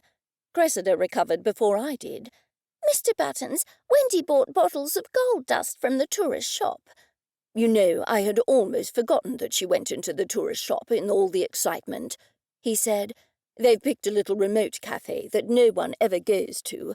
Clearly, their business is not above board." "Yes, I was watching the boarders and the French chef the whole time at the funeral yesterday, I said, and she didn't speak to those men at all. Cressida scratched her head. I wonder what's going on. Mr. Buttons, what can we do? They'll see us if we go inside the cafe. Mr. Buttons parked the car. It certainly was a remote cafe. In my time in Little Tatterford, I had been to most cafes in Farmerdale, but never to this one. It did not look attractive from the outside. A dirty green awning hung limply over an unpainted brick facade. There were no tables on the footpath, despite there being ample room for some. A weak breeze lifted some rubbish and blew it down the road half-heartedly. "Perhaps one of us should go in disguise and listen to their conversation," Mr. Buttons said. "I'm not going to," I said as fast as I could, thinking it best to get in first. "Maybe you could go in drag, Mr. Buttons." "Oh, well, it was a silly idea after all," he said slowly. "It's frustrating to know that they're in there talking and we have no idea what they're saying." I agreed. "But look on the bright side," I said. "We know she's lying about panning for gold. That was obviously her cover story for meeting these men, whoever they are. My guess is she's bought those gold flecks so she can produce them later and say she did go gold panning." And that's exactly what happened. The three of us had waited in the car for over an hour until Wendy emerged. She had driven straight back to the boarding house. She did not go anywhere near the gold panning creek. Blake was still in Sydney, so Cressida had invited me to dinner at the boarding house. "How was everyone's day?"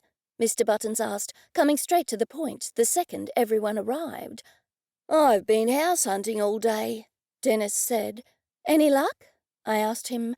He shook his head. "Well, there were a few possibilities, but nothing that grabs me. You know how you sometimes just get that feeling when you're buying a house and you know it's the right one for you?"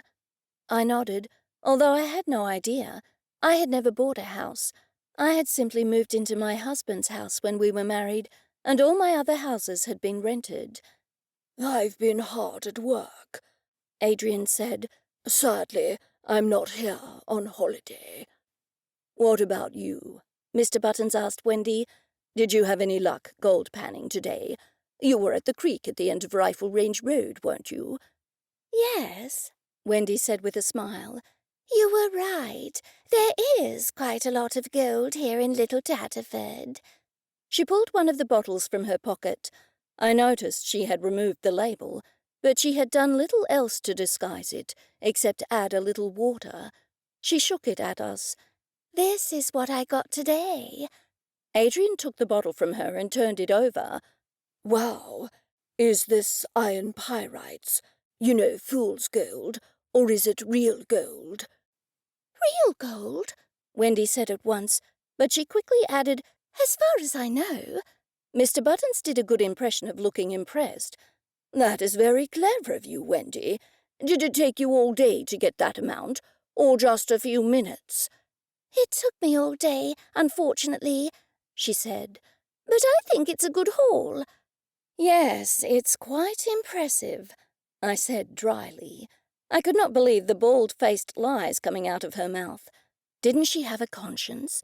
And who were the two mysterious men? I ran through all the possibilities. Could she be a hitwoman, and the two men had put out a contract on Bradley? No. Maybe I only thought that because I had watched the first John Wick the previous week. Still, I had left the room for all the gruesome scenes, which meant I hadn't seen much of the movie at all. All that aside, there was no escaping the fact that she was lying. There was no way Wendy Mason had been panning for gold that day.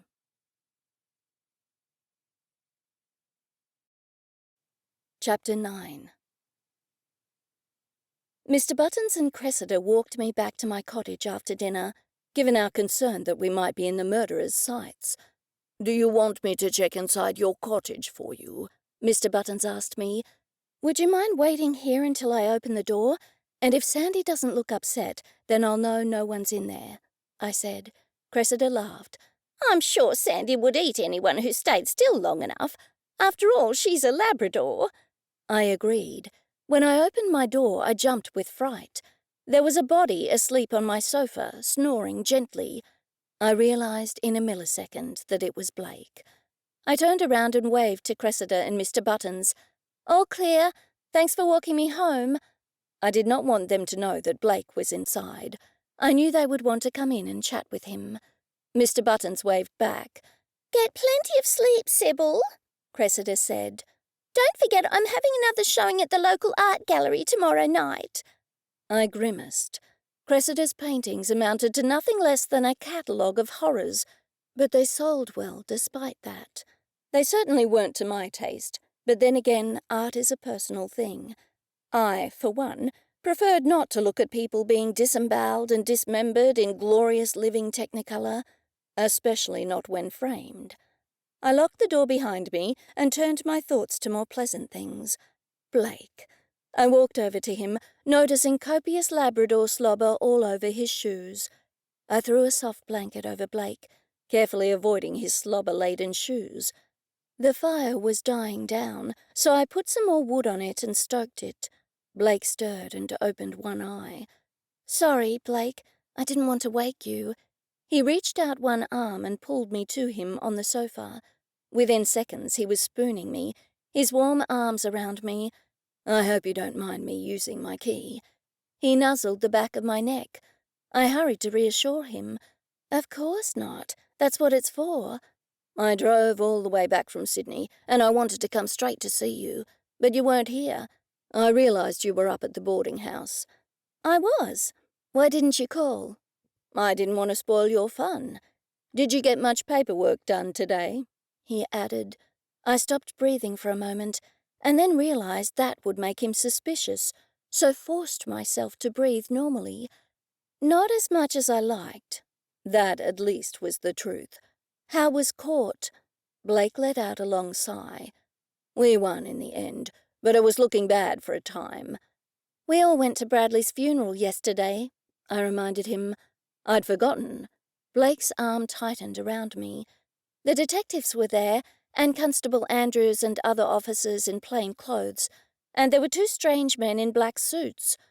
I was hoping Blake would comment, but he didn't. To prompt him, I added, "I wonder if the detectives are making any headway on the case." "I know they ran a background check on the boarders." Blake's speech was slurred, and I could tell he was falling back to sleep. "What did they find out?" I asked urgently. Blake yawned. "I can hardly stay awake. I can't remember when I was last this tired. They found out that Dennis Stanton is a retired cop." "A retired cop?" I echoed. "So that's his real name?" "Yes, they're all using their real names. Apart from the French chef, who isn't French, by the way, but don't say I told you." I chuckled. "We've already figured that out. Do any of them have criminal records?" Blake's arm stiffened. "Sybil, you're not thinking of investigating, are you?" "Of course not." I think I might have spoken too loudly and forcefully, but Blake didn't seem to notice. "Why didn't Dennis tell us he was a cop?"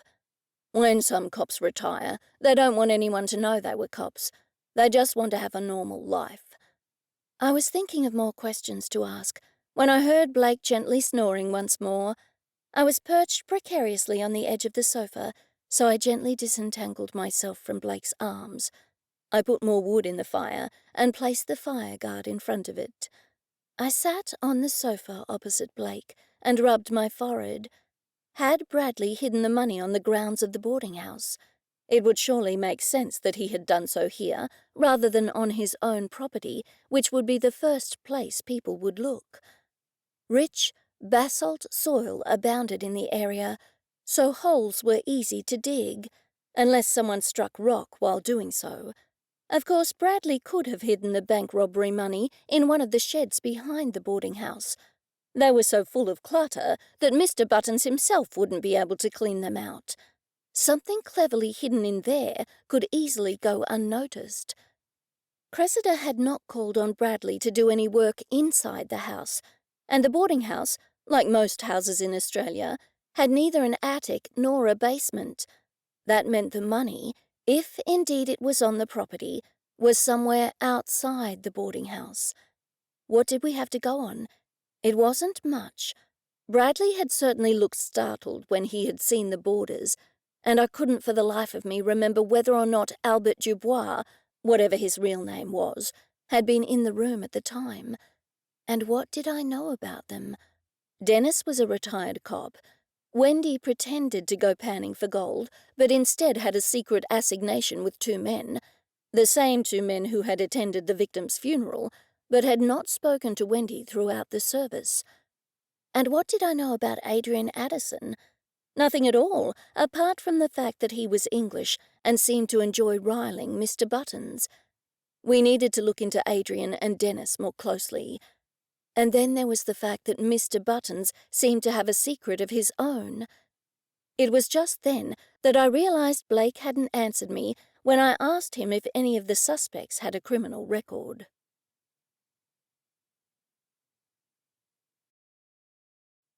Chapter 10. Mr. Buttons and I were at the local art gallery perusing the paintings. Not Cressida's. They were altogether too gruesome on a full stomach. We were standing in the entrance corridor on polished concrete floors and whitewashed walls, looking at the photographs, the work of a local artist. Cressida had come much earlier to arrange her paintings with Mortimer Fife Waring and his friend Vlad, or Vlad the Impaler, as Mr. Buttons liked to call him. Mortimer was Cressida's agent, an art critic of note. "I still can't believe there's a market for Cressida's paintings," Mr. Buttons said in a conspiratorial tone. "It just goes to show what I know about art." I chuckled. That's exactly what I was thinking. "Is Blake coming tonight?" Mr. Buttons said. I nodded. Yes, he was just catching up on paperwork. "And speaking of paperwork, Sybil, how is yours going?" I groaned and leant back against a piece of rough plaster between 2 paintings. I was hoping to have a really productive day, but I didn't get much done. I know I should have made a list, but I didn't want to see how much I had to do because it would frighten me. When I'm overwhelmed with work, I get all flustered, and then I make terrible mistakes. "You've had a lot on your mind," Mr. Buttons said in a soothing tone. "We just have to get through tonight, and then we can do some more investigating tomorrow, if you have time, that is," he added. He moved aside to let some well-dressed and loud ladies past him. They were speaking in overly posh voices, the sort used for impressing their pretentious friends at such gatherings. I knew these people. They would often outbid each other for a piece of art that they did not like. "I wonder if they actually hang Cressida's paintings after they buy them," Mr. Buttons said with a laugh. I raised my eyebrows. "You know, I'd really like to find out. She seems to be the flavour of the moment around here, and that's obviously pushing up her prices." Mr. Buttons shook his head sadly. "I really don't understand her target market. Then again, I'm no expert on art." "You and me both," I said. "Oh, look, all the boarders are here. I wonder if Albert Dubois is coming too." Mr. Buttons tapped his chin. He leant over to me and said in low tones, "I would have thought the murderer would stay back at the boarding house." "Why is that?" I asked without thinking. "Because, Sybil," Mr. Buttons began patiently, "it would be an ideal time to look for the bank robbery money, with all of us here at the art gallery." I slapped myself on my forehead. "Of course. It's obvious now you mention it." "The French chef isn't here." Mr. Buttons arched his eyebrows. Cressida sailed over to us, and I did a double take. She was wearing a bright red gown. At least, I think it was a gown, because there were no other words to describe it. It appeared to have a short train, because it flowed along behind her. It was the brightest shade of crimson I had ever seen. Sugar skulls were embroidered all over it in gleaming gold. Cressida wore matching luminescent golden blush, which she appeared to have applied to her whole face, apparently never having understood the idea of shadowing or contouring.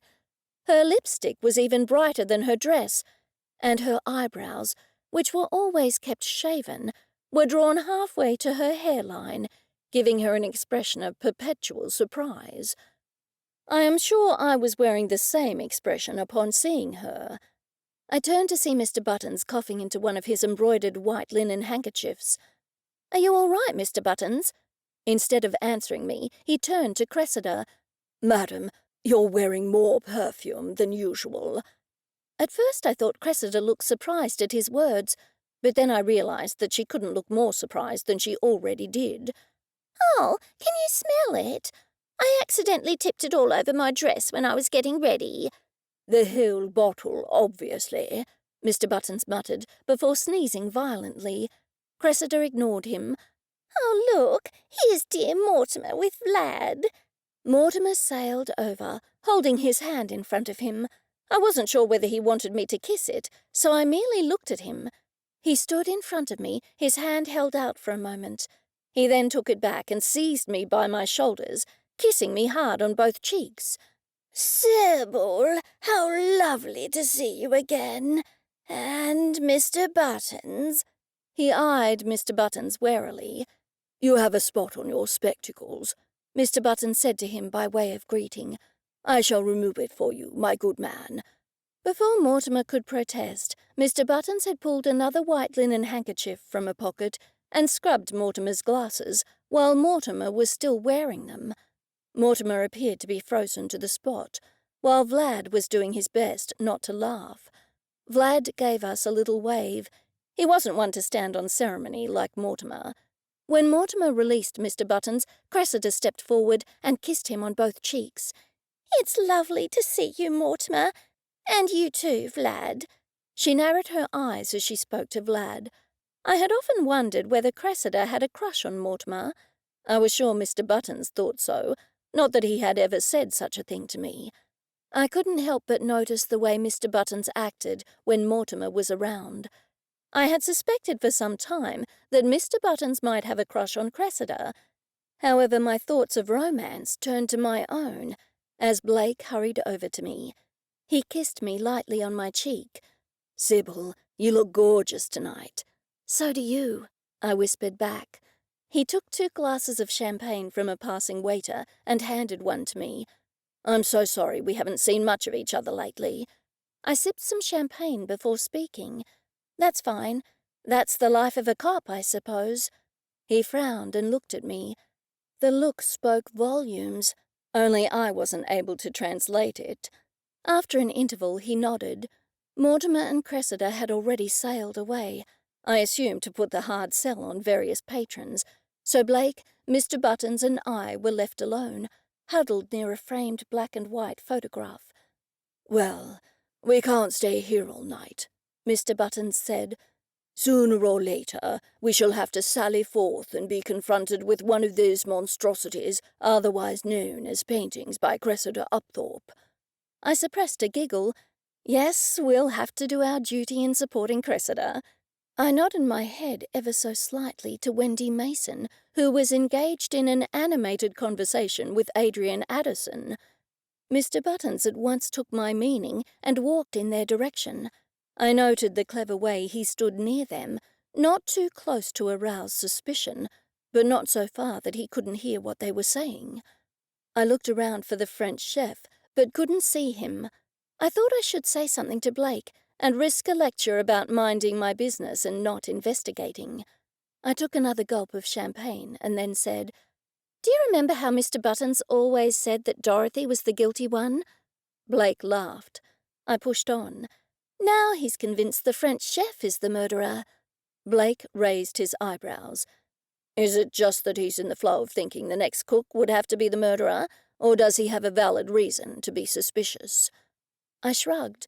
"I have no idea, but he did note that Albert Dubois isn't here tonight. Mr. Buttons thinks that the murderer would be snooping around the grounds of the boarding house looking for the robbery money, and tonight would be a good opportunity to do it." Blake rubbed his chin and was silent for a few moments before speaking. "Actually, that makes sense. However, Sybil, I'm not on the case, and you're not either." He waved his finger at me as he spoke. "Of course I'm not investigating," I lied. "Blake, don't you find it a little strange Albert isn't here when the other boarders are?" Blake shook his head. I don't find it suspicious at all. Perhaps he has no interest in art. I don't know why the other boarders have come, to tell you the truth. I would have thought Cressida's art wasn't to everyone's taste. I don't mean that, I said. I mean, if you were the murderer and you were searching for the robbery money at the boarding house, you wouldn't come to a function when you knew that other people from the boarding house would be there, would you? You would use that opportunity to stay back and search for the money. Blake folded his arms over his chest. For someone who's not investigating, you seem a little too interested. Of course I'm interested, I said, giving him a playful punch on the arm. I can see you don't want to talk about it, so let's go and look at Cressida's paintings. A cruel punishment indeed, Blake said with a laugh. I steered Blake in the direction of Dennis, the retired cop. He was staring at one of Cressida's paintings. It was entitled Entrails. I averted my eyes, but not quickly enough. One thing was for certain. I was going to have nightmares that night. What do you think of these paintings? I asked him. He stammered. Well, they're not the sort of thing I would buy, but I can see the talent in them. They're so, realistic. I nodded. They're certainly not to my taste, but Cressida is a gifted artist.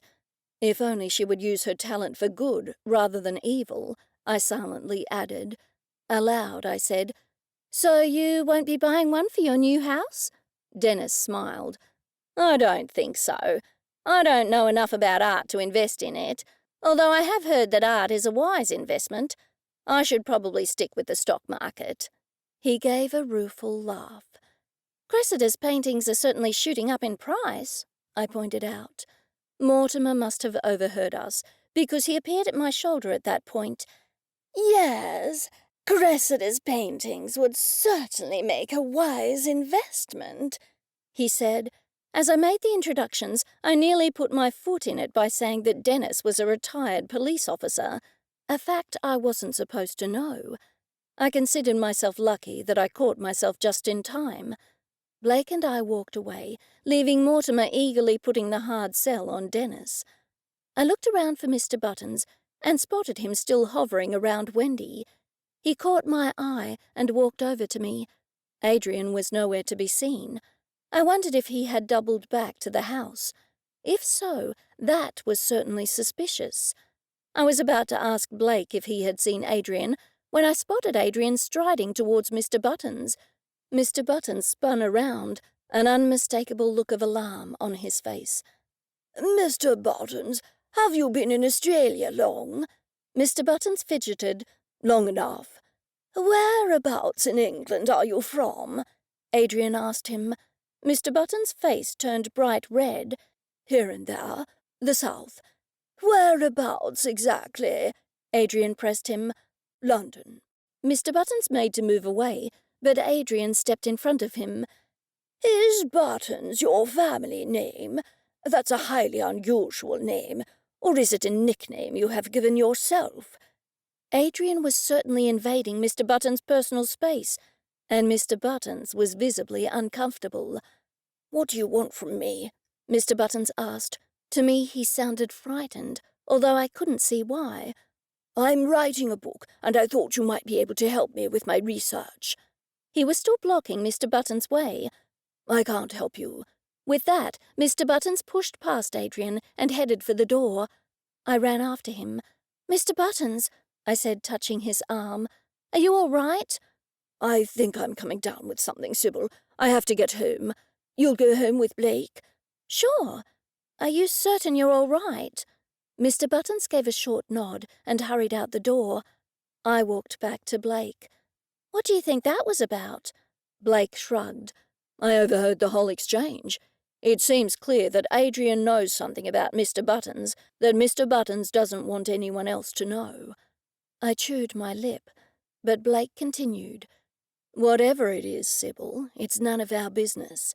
You mustn't interfere in the matter. It can't be anything to do with the murder, surely. Blake pulled me to him and kissed my head. What do I have to do to make you forget about investigating? Sybil, a man was murdered at the boarding house, only meters from where you live. Surely that should make you cautious. Oh, it does, I said in the most convincing tone I could muster. Blake continued his lecture, while my mind wandered. I would have to investigate Adrian Addison. I would start tomorrow. Blake pulled me to him tightly. How about we escape this place? I smiled widely. Sure. Right on cue, Blake's phone rang. He looked at the screen and answered it at once. Sergeant Wesley.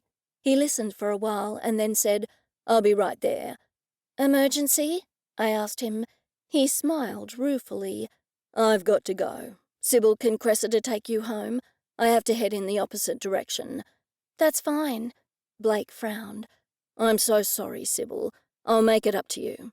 With that, he was gone. I looked after him sadly. I realized I had several hours ahead of me to look at Cressida's paintings sporting such graphic names as Unsuccessful Surgical Procedure, Impaled by a White Gum Tree Branch, Shark Attack, Eaten Alive by a Tasmanian Devil, and my favorite, Snakes in a Drain.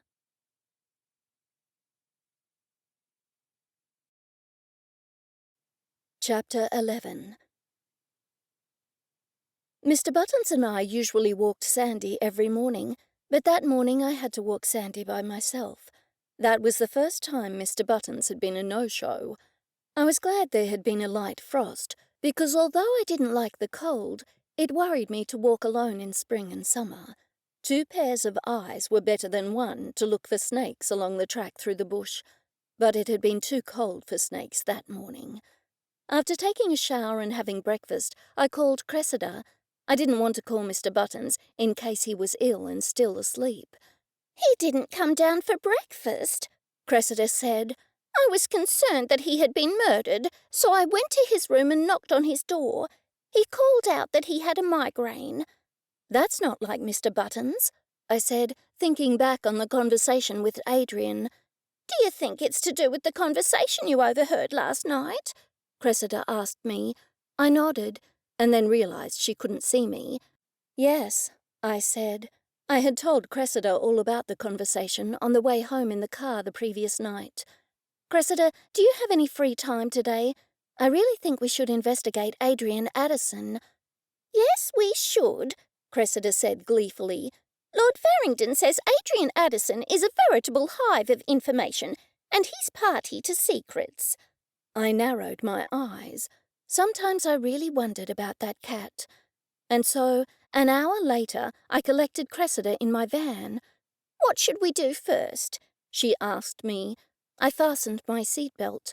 I think we should find out about his job for a start. Maybe he's lying about it. I think we should start with I began, but Cressida interrupted me.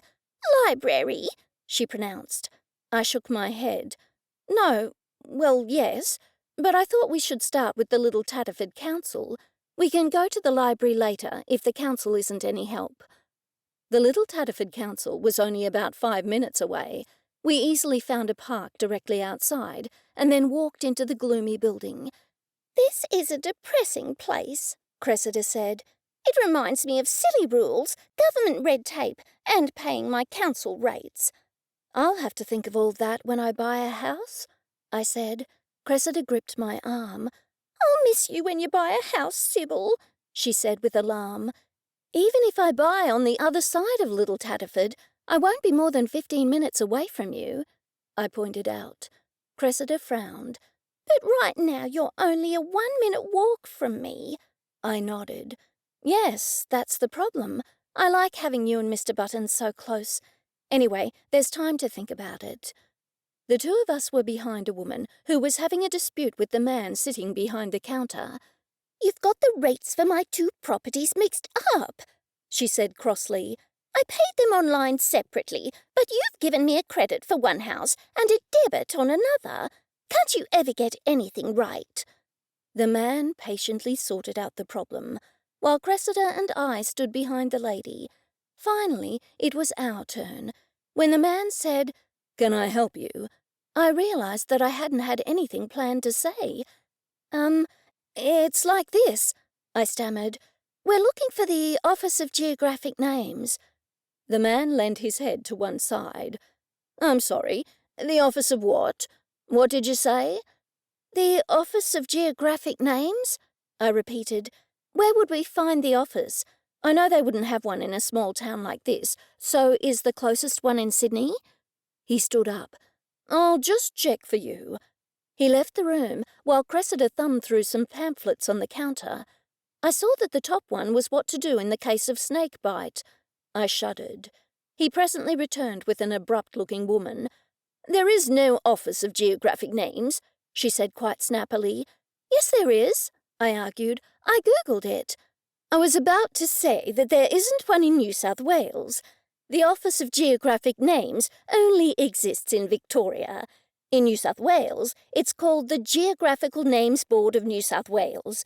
It's under the Geographical Names Act of 1966 and is the statutory body for the state." "One of my boarders, Adrian Addison, says he's working for the Office of Geographic Names," Cressida said.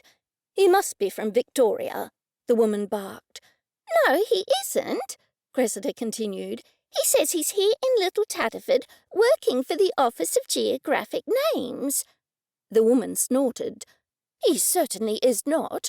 Not unless you misheard the name, and he's working for the Geographical Names Board. Still, there's no one from the Geographical Names Board in town at the moment, not as far as I know anyway. Do you know anything about that, Carlton?" The man shook his head. "No, but I can go and check." He left the room, with the woman hard on his heels. I raised my eyebrows and turned to Cressida. "What do you make of that?" She shrugged. "He's obviously lying. He seems the most likely murderer to me at this point." I wasn't so sure. I thought he and Wendy Mason might have been in it together, but whatever she's up to with those two strange men, I don't think it's linked to Adrian. When the man returned, he shook his head. "There's no one in town from the Geographical Names Board. I asked out back, and no one knows a thing, not even the town planner." We thanked him and left. "I knew Adrian was lying," I said to Cressida. "What's our next move?" "The library." Cressida set off at a fast walk in the direction of the library building, which wasn't far from the council building. "What do you think we'll find in the library?" I asked her. "We'll Google him," she said. "We can Google him at home," I pointed out. "Besides, I Googled all of them. That was the first thing I did, and I couldn't find out much about any of them. Do you know how many Adrian Addisons, Wendy Masons, and Dennis Stantons there are on Facebook?" We had reached the library door, and Cressida held it open for me. "It's clear to me that Mr. Buttons has a secret that he's hiding from us. Why he's keeping a secret from us, I cannot say. I suspect Adrian either knows Mr. Buttons' secret or is suspicious about it. At least in the library, Mr. Buttons can't find us searching for information on Adrian." "You think Mr. Buttons doesn't want us to investigate Adrian?" I asked her, frowning. She nodded. "I'm certain of it. I happened to mention investigating Adrian in passing yesterday, and Mr. Buttons said he was quite sure he had nothing to do with the murder. He tried to talk me out of investigating him." I walked through the door and at once lowered my voice. The man behind the counter looked at us. There appeared to be no one else in the library, so he was probably pleased to have patrons. When I caught his eye, he looked back down at his newspaper. "Do you think Mr. Buttons was a spy for MI6 or something like that? Perhaps Adrian was a spy too, and he's letting Mr. Buttons know he's onto him." "Mr. Buttons, a spy?" Cressida whispered. "Surely not, although nothing about Mr. Buttons would surprise me." I walked over to the computers, thinking this was an exercise in futility. Cressida and I could easily Google anyone on my laptop in my cottage, and Mr. Buttons would be none the wiser. Still, Cressida had seemed so keen on going to the library, and I didn't want to disappoint her. The man walked over to us. He smelt overpoweringly of old cologne and cigarette smoke. "The computers are free," he said. "Are you members here?" We both shook our heads. "The computers are free," he said again. "If you want to borrow a book, you'll have to join the library and get a library card." "Thanks," I said, and sat at one computer, while Cressida sat at the one next to me. Do you want to join the library? He said, leaning over me and displaying a full set of yellow teeth. I leant back. Not right now, thank you. We'll just use the computers for a little while, if that's all right. The computers are free, he said, for what seemed to be the umpteenth time. Thankfully, he left after that, and Cressida and I tapped away in silence for ages. Try Googling A. Addison, I whispered to Cressida. Whatever his occupation is, he might be online with his initial only. Cressida shook her head. I already tried that. You were right, Sybil. This has been a waste of time. We should leave. I stood up, but noticed the man coming over to us. I gave him a little wave, took Cressida by the elbow, and walked as fast as I could to the front door. When we were outside, I said, I've had an idea. Let's take a photo of Adrian and then search similar images online. Cressida's eyebrows shot up. You can do that? I nodded. In fact, let's do it for all the suspects. And we can't discount Dennis Stanton either. Not all police officers are above board, you know. No one is above suspicion. I know, Cressida said. I'll tell them I'd like to take a photo of each of them for my records. I can pretend I'll put them in a guest book. A happy snap for a guest book. What a good idea, I said. I think that's brilliant. And if one of them is really reluctant, then that would be suspicious. Do you think we should challenge Adrian? Tell him we know he's not working for the Office of Geographic Names? Cressida shook her head. I don't think that's advisable in case he's the murderer. He'll know we're onto him. But we don't have any evidence to have him incarcerated, so he'll be still on the loose and a threat to us. Now, let's go home and cheer up Mr. Buttons. Let's take him into the new pet shop in town. I was taken aback. There's a new pet shop in town? I had no idea. I didn't think Little Tatterford was big enough to support a pet shop. It's a tiny little shop, Cressida said. It's down a side road.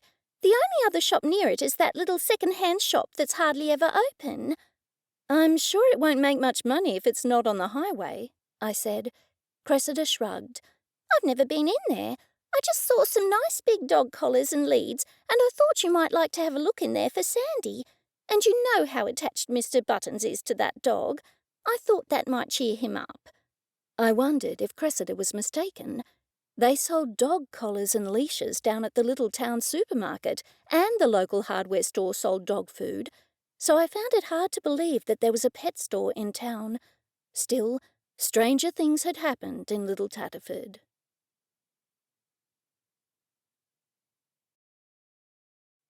Chapter 12. When we got back to the boarding house, Mr. Buttons was sitting on the front steps, looking most forlorn. "All the suspects are out at the moment," he said. "The French chef, who is not French, is in the kitchen, however. I wanted to snoop through the sheds out the back, but I thought he might see me. If he is the murderer, that would put me in danger, so I've been sitting here, hoping he'd leave." Cressida reached out a hand to him. "Come with us, Mr. Buttons. There's a new shop in town, and we're taking you there to cheer you up." Mr. Buttons immediately looked concerned. "What sort of shop is it?" Cressida beamed at him. "It's a pet shop." Mr. Buttons scratched his chin. "A pet shop? Surely Little Tatterford isn't big enough to support a pet shop.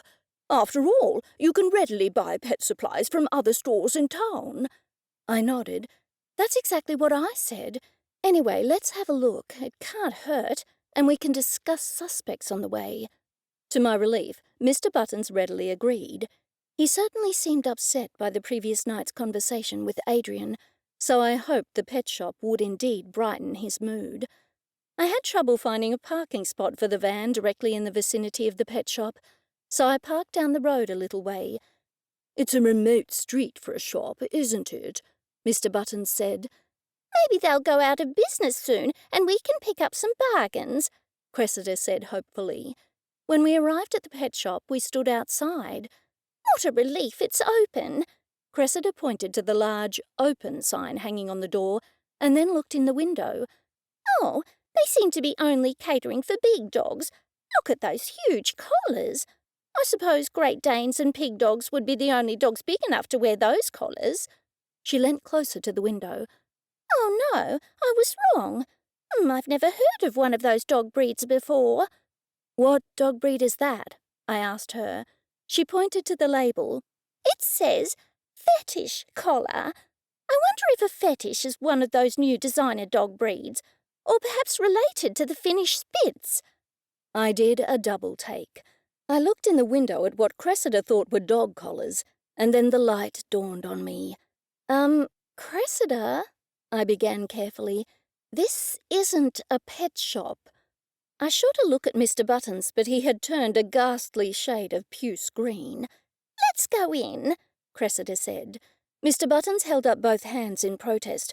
I'm not going in there. Cressida was clearly most put out. She grabbed Mr. Buttons by his elbow.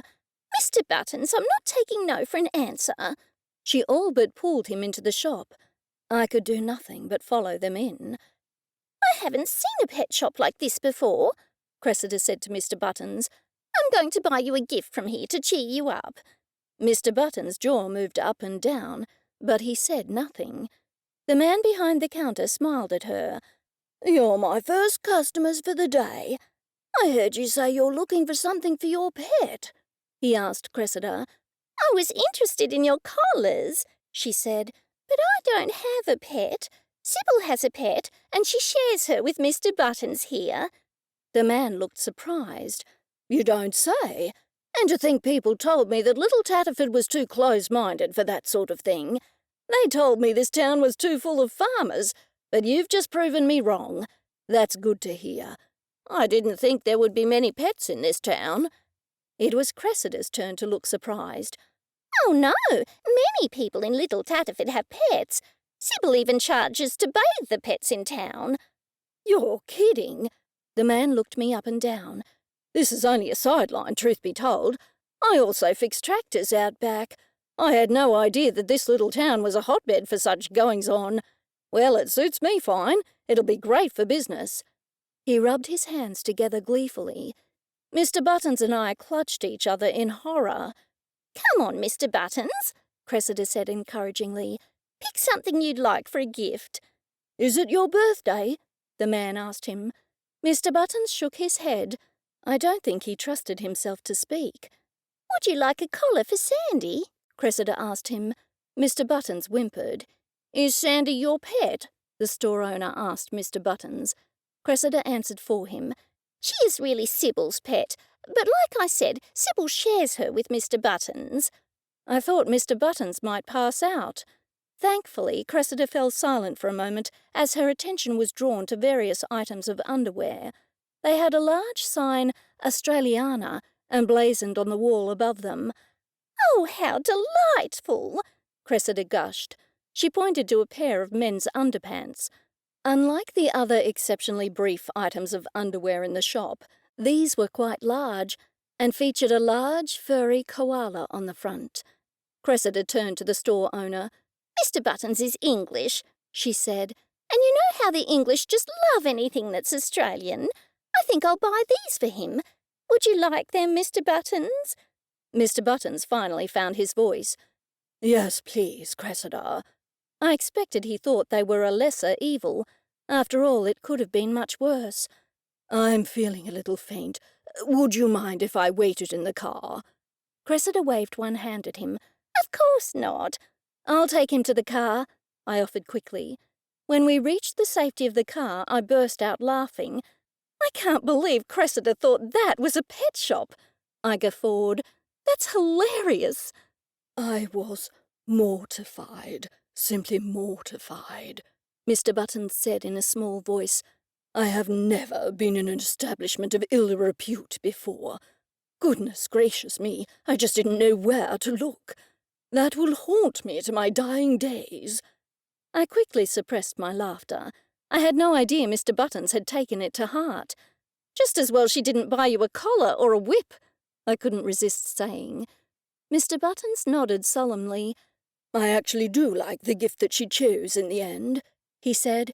It is quite an unusual novelty gift, and who doesn't like koalas? Plus, they will warm one's nether regions in this cold weather. I stared at him for a moment, wondering if he was being sarcastic.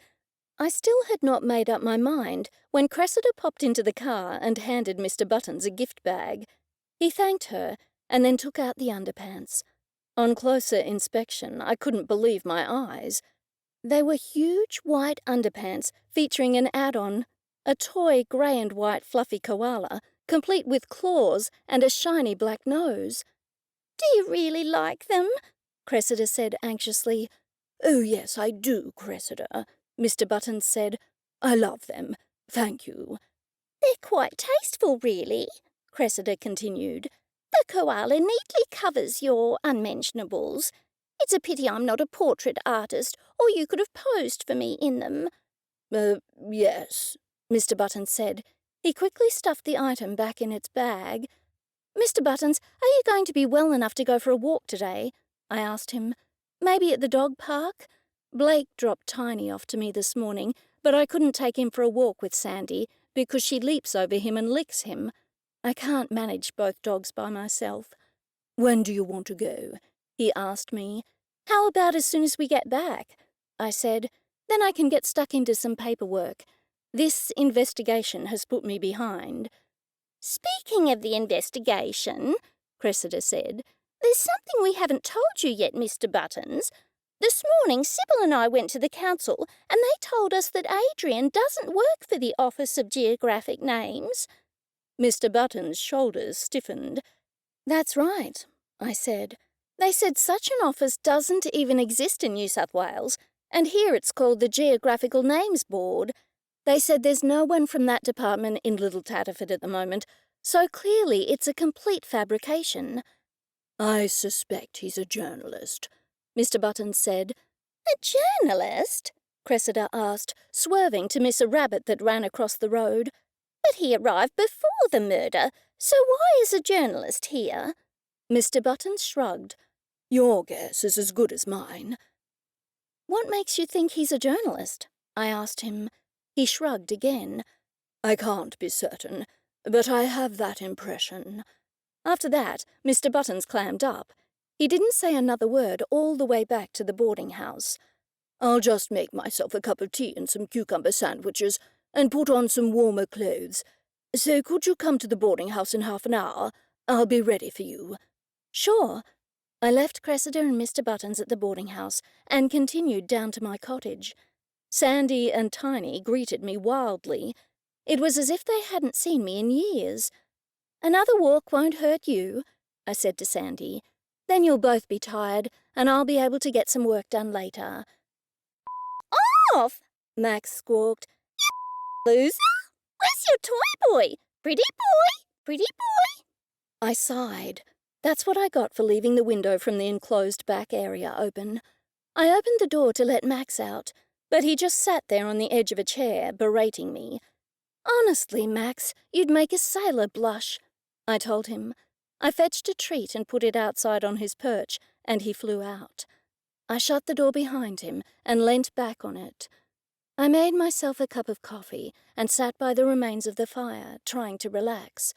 I debated whether to light the fire again, but I thought I would save the firewood and light it when I got home. Still, it was unpleasantly cold.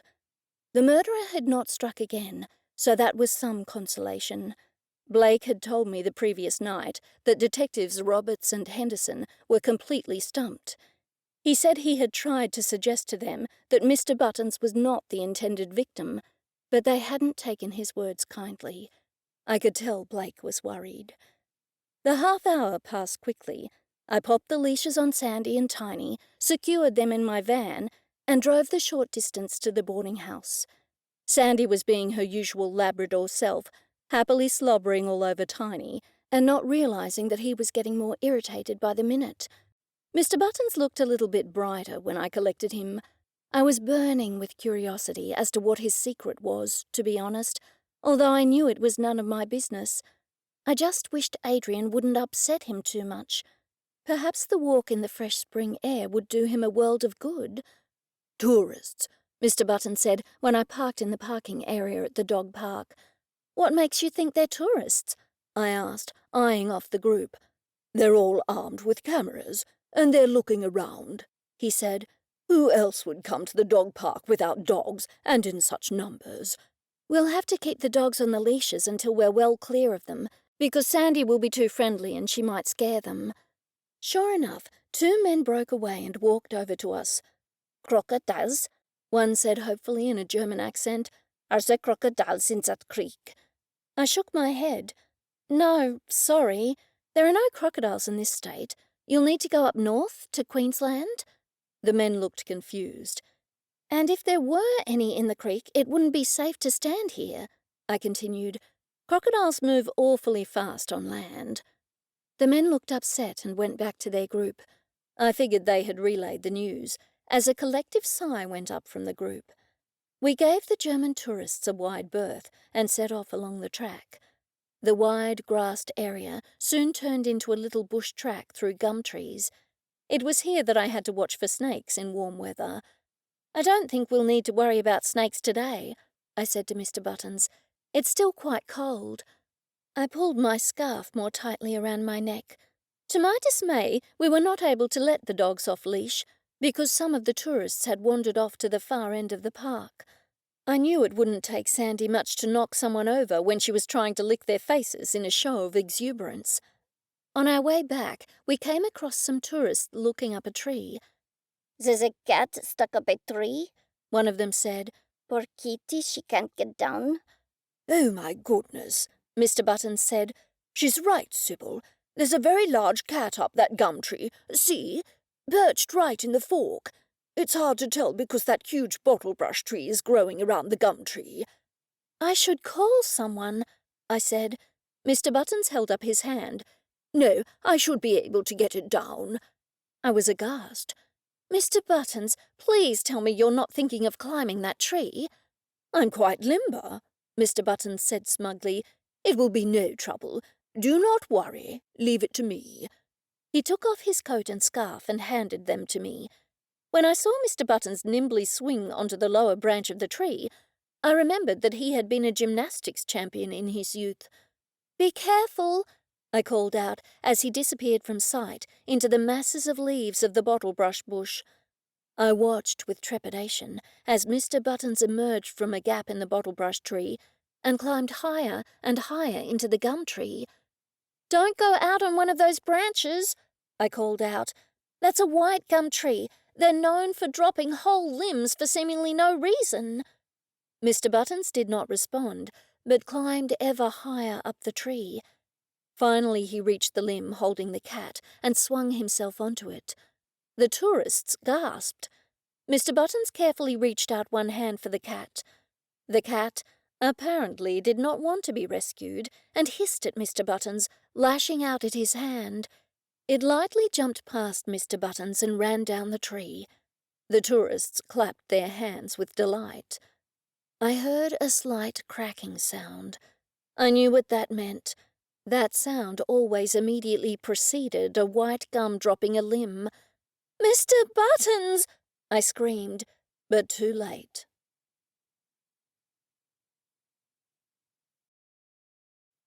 Chapter 13. The branch holding Mr. Buttons made a further crack, a thunderous one this time, and crashed just in front of where I was standing, splintering into 1,000 pieces. The tourists screamed. I held my breath as Mr. Buttons fell, disappearing into the bottle-brush bush. After I realized that he wasn't lying on the ground, I let out the long breath I'd been holding. "Are you all right, Mr. Buttons?" I called up into the tree, straining my eyes to see where he was. "Yes, I'm caught up in here." His voice was faint and muffled. I reached in my jeans pocket for my phone and realized I had left it in my van. I turned to the tourists. "Would you hurry and get your tour guide? Tell her to call for help. Tell her a man's stuck up in a tree." 2 of the tourists nodded and took off at a run. It was then I saw Mr. Buttons' trousers caught in a sharp branch jutting out of the fallen limb on the ground. I peered once more into the tree, and this time saw Mr. Buttons' naked ankles wrapped around a lower branch. "How long can you hold on there?" I called. "I've sent for help." "It's too far for me to jump from here," he said, worry evident in his voice. Here comes the tour guide now. To my relief, the tour guide was hurrying to us, accompanied by the entire group of tourists. "What happened?" she called out before she reached me. "Some of your tour party saw a cat up a tree, and Mr. Buttons climbed up to rescue it. The cat ran off, and this branch collapsed." I pointed to the branch on the ground. "Mr. Buttons is stuck in the tree. I don't have my phone on me, so I couldn't call for help." The tour guide whipped her phone from her pocket and called emergency. "Oh, look, there's a koala in the tree," one of the tourists said with great excitement. All the other tourists gathered around him and pointed. "There it is," one said after the other, their cameras all clicking. "I doubt a koala would stay around after all that commotion," the tour guide muttered after she had finished her call. I was thinking the same thing. I turned to the tour guide. "I don't know how long he can hang on up there." The tour guide made to respond, but the tourists were all yelling, jumping up and down and pointing to the koala in the tree. The tour guide appeared exasperated. "There isn't a koala in the tree." "Yes, there is," one said. "Look." He walked closer to the tree and pointed. "There's the koala. It's hanging upside down in that tree. Can we pat it?" I stood directly behind the man to see where he was pointing, and then I gasped with shock. It was a koala, all right, but not the sort of koala the tourists thought it was. The tour guide likewise gasped and put her hands over the nearest tourist's eyes. "Well, I never! All of you, we must leave now," she added in a commanding tone. She marched the protesting tourists back in the direction of the park entrance. Thankfully, a group of firefighters with a ladder arrived moments later. "He climbed the tree to rescue a cat, but the cat ran away and that limb broke," I told them. I pointed once more to the limb on the ground. "Can you hurry? He's hanging from the gum tree. He's caught up in that bottle brush." "Oh, look, there's a koala in the tree," one of the firefighters said. The other firefighters peered into the tree and then burst out laughing. "Whatever possessed you to wear those koala underpants Cressida bought you?" I asked Mr. Buttons when we were debriefing over a cup of tea and a plate of cucumber sandwiches, minus the crusts, of course. "They were warm," Mr. Buttons said in a small voice. "Sybil, I am absolutely mortified, I tell you," he snuffled. "Those firefighters laughed the whole time. I hardly thought I would be disrobed by a gum tree while attempting to rescue a cat." "And those tourists got more than they bargained for," I said, doing my best not to laugh. "I don't think the tour guide will ever look at koalas again in the same way. You might find pictures of your, koala on the internet." "It's not funny, Sybil," Mr. Buttons admonished me. Cressida sailed into the room. She sat on one of the armchairs and poured herself a cup of tea. "You two had quite an adventure this morning, didn't you?" Her voice was altogether too cheerful, and I knew that Mr. Buttons would not respond well to that. "You could say that," Mr. Buttons muttered. "I'll be scarred for life." He popped a cucumber sandwich into his mouth. I could not resist a giggle. "So will all those tourists." Mr. Buttons glared at me by way of response. Lord Farrington walked over, purring loudly, and stared at Mr. Buttons. Mr. Buttons greeted him.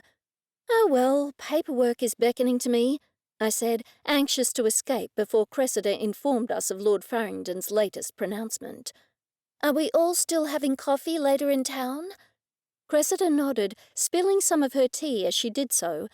Mr. Buttons leapt up and ran from the room, presumably to get something with which to clean it. "Yes, we are," she said. "We're not getting very far with this investigation, and I'm sure the police are no further along than we are." "I agree, sad to say," I said. "Okay then, we'll talk about it later. Say goodbye to Mr. Buttons for me." When I walked outside, I saw Dennis Stanton sitting on the porch on the old iron seat. He greeted me. "Hello, it's a lovely day, isn't it, Sybil?" I agreed that it was. "How's the house hunting going?" Dennis sighed. "I've seen a few. Nothing to my liking yet. Still, houses here are so much cheaper compared with Sydney. that I'll be able to afford to do a substantial renovation. I'm sure I'll find the right one soon." "Are you only looking in Little Tatterford, or are you looking in Farmerdale too?" "Just in Little Tatterford," he said. "Have you been to all the real estate agents in town?" "Every last one," he said with another sigh. "You know, I feel quite awkward sitting here, so close to the scene of the murder. Let's walk through the rose garden." I followed him down the steps and onto the path that ran along the front of the house. He stopped at one of the rose bushes and bent over it. "All these leaves look healthy, but there are no roses on them yet." I laughed. "You'll have to get used to the climate here in Little Tatterford. It was a shock for me when I came from Sydney. Here we're many weeks behind the Sydney climate. They'll have roses out in force now, but we won't get any until next month. Not many pretty flowers will grow at all in this climate. Magnolias grow well here, though, and you can get some very pretty varieties, and it's awfully hard to get fruit in season." He nodded. "I noticed that the mangoes here haven't ripened yet, still white-green inside." "Are you much of a gardener?" Dennis laughed and continued walking at a slow pace, his hands behind his back. "Not really. I like to have a nice-looking garden, but I don't want to do the work. Still, I suppose there are a few gardeners for hire around here." "Plenty, actually," I said. "You just have to find one who knows the difference between a plant and a weed." Dennis laughed again, only I hadn't been joking. "How many acres does Cressida have here?" he asked me. I shrugged. "I don't have a clue, to tell you the truth. I just know she owns all this." I waved one arm expansively. "Dennis, moving from the city to a small country town takes quite a lot of adjusting. I know, because I did it not that long ago." "What sort of adjustments?" he asked, looking at me. "Apart from the weather." "Well, there's the gossip," I said. An idea had occurred to me, and I wondered how I could bring it to fruition. I decided to take a risk. "For example, it's all around town that you're an ex-cop."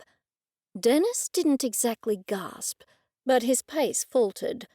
"Wow, that's quite a rumour mill you've got going here. I was hoping to be anonymous. I wonder how anyone found out." "You'd be surprised," I said. "Anyway, I was wondering if you could help out." We were in the back paddock now, walking past one of the old sheds.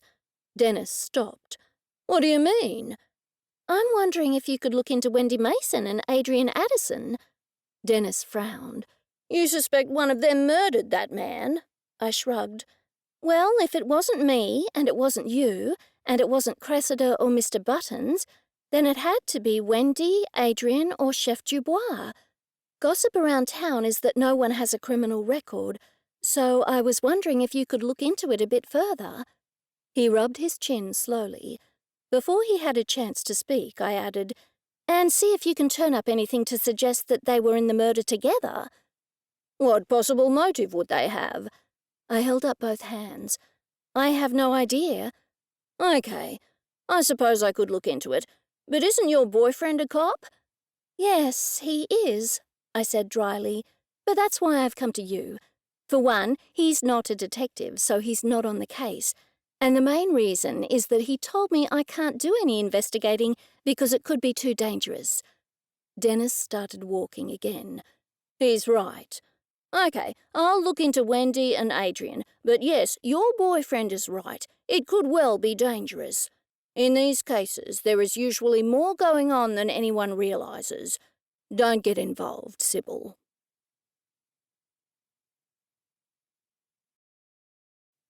Chapter 14.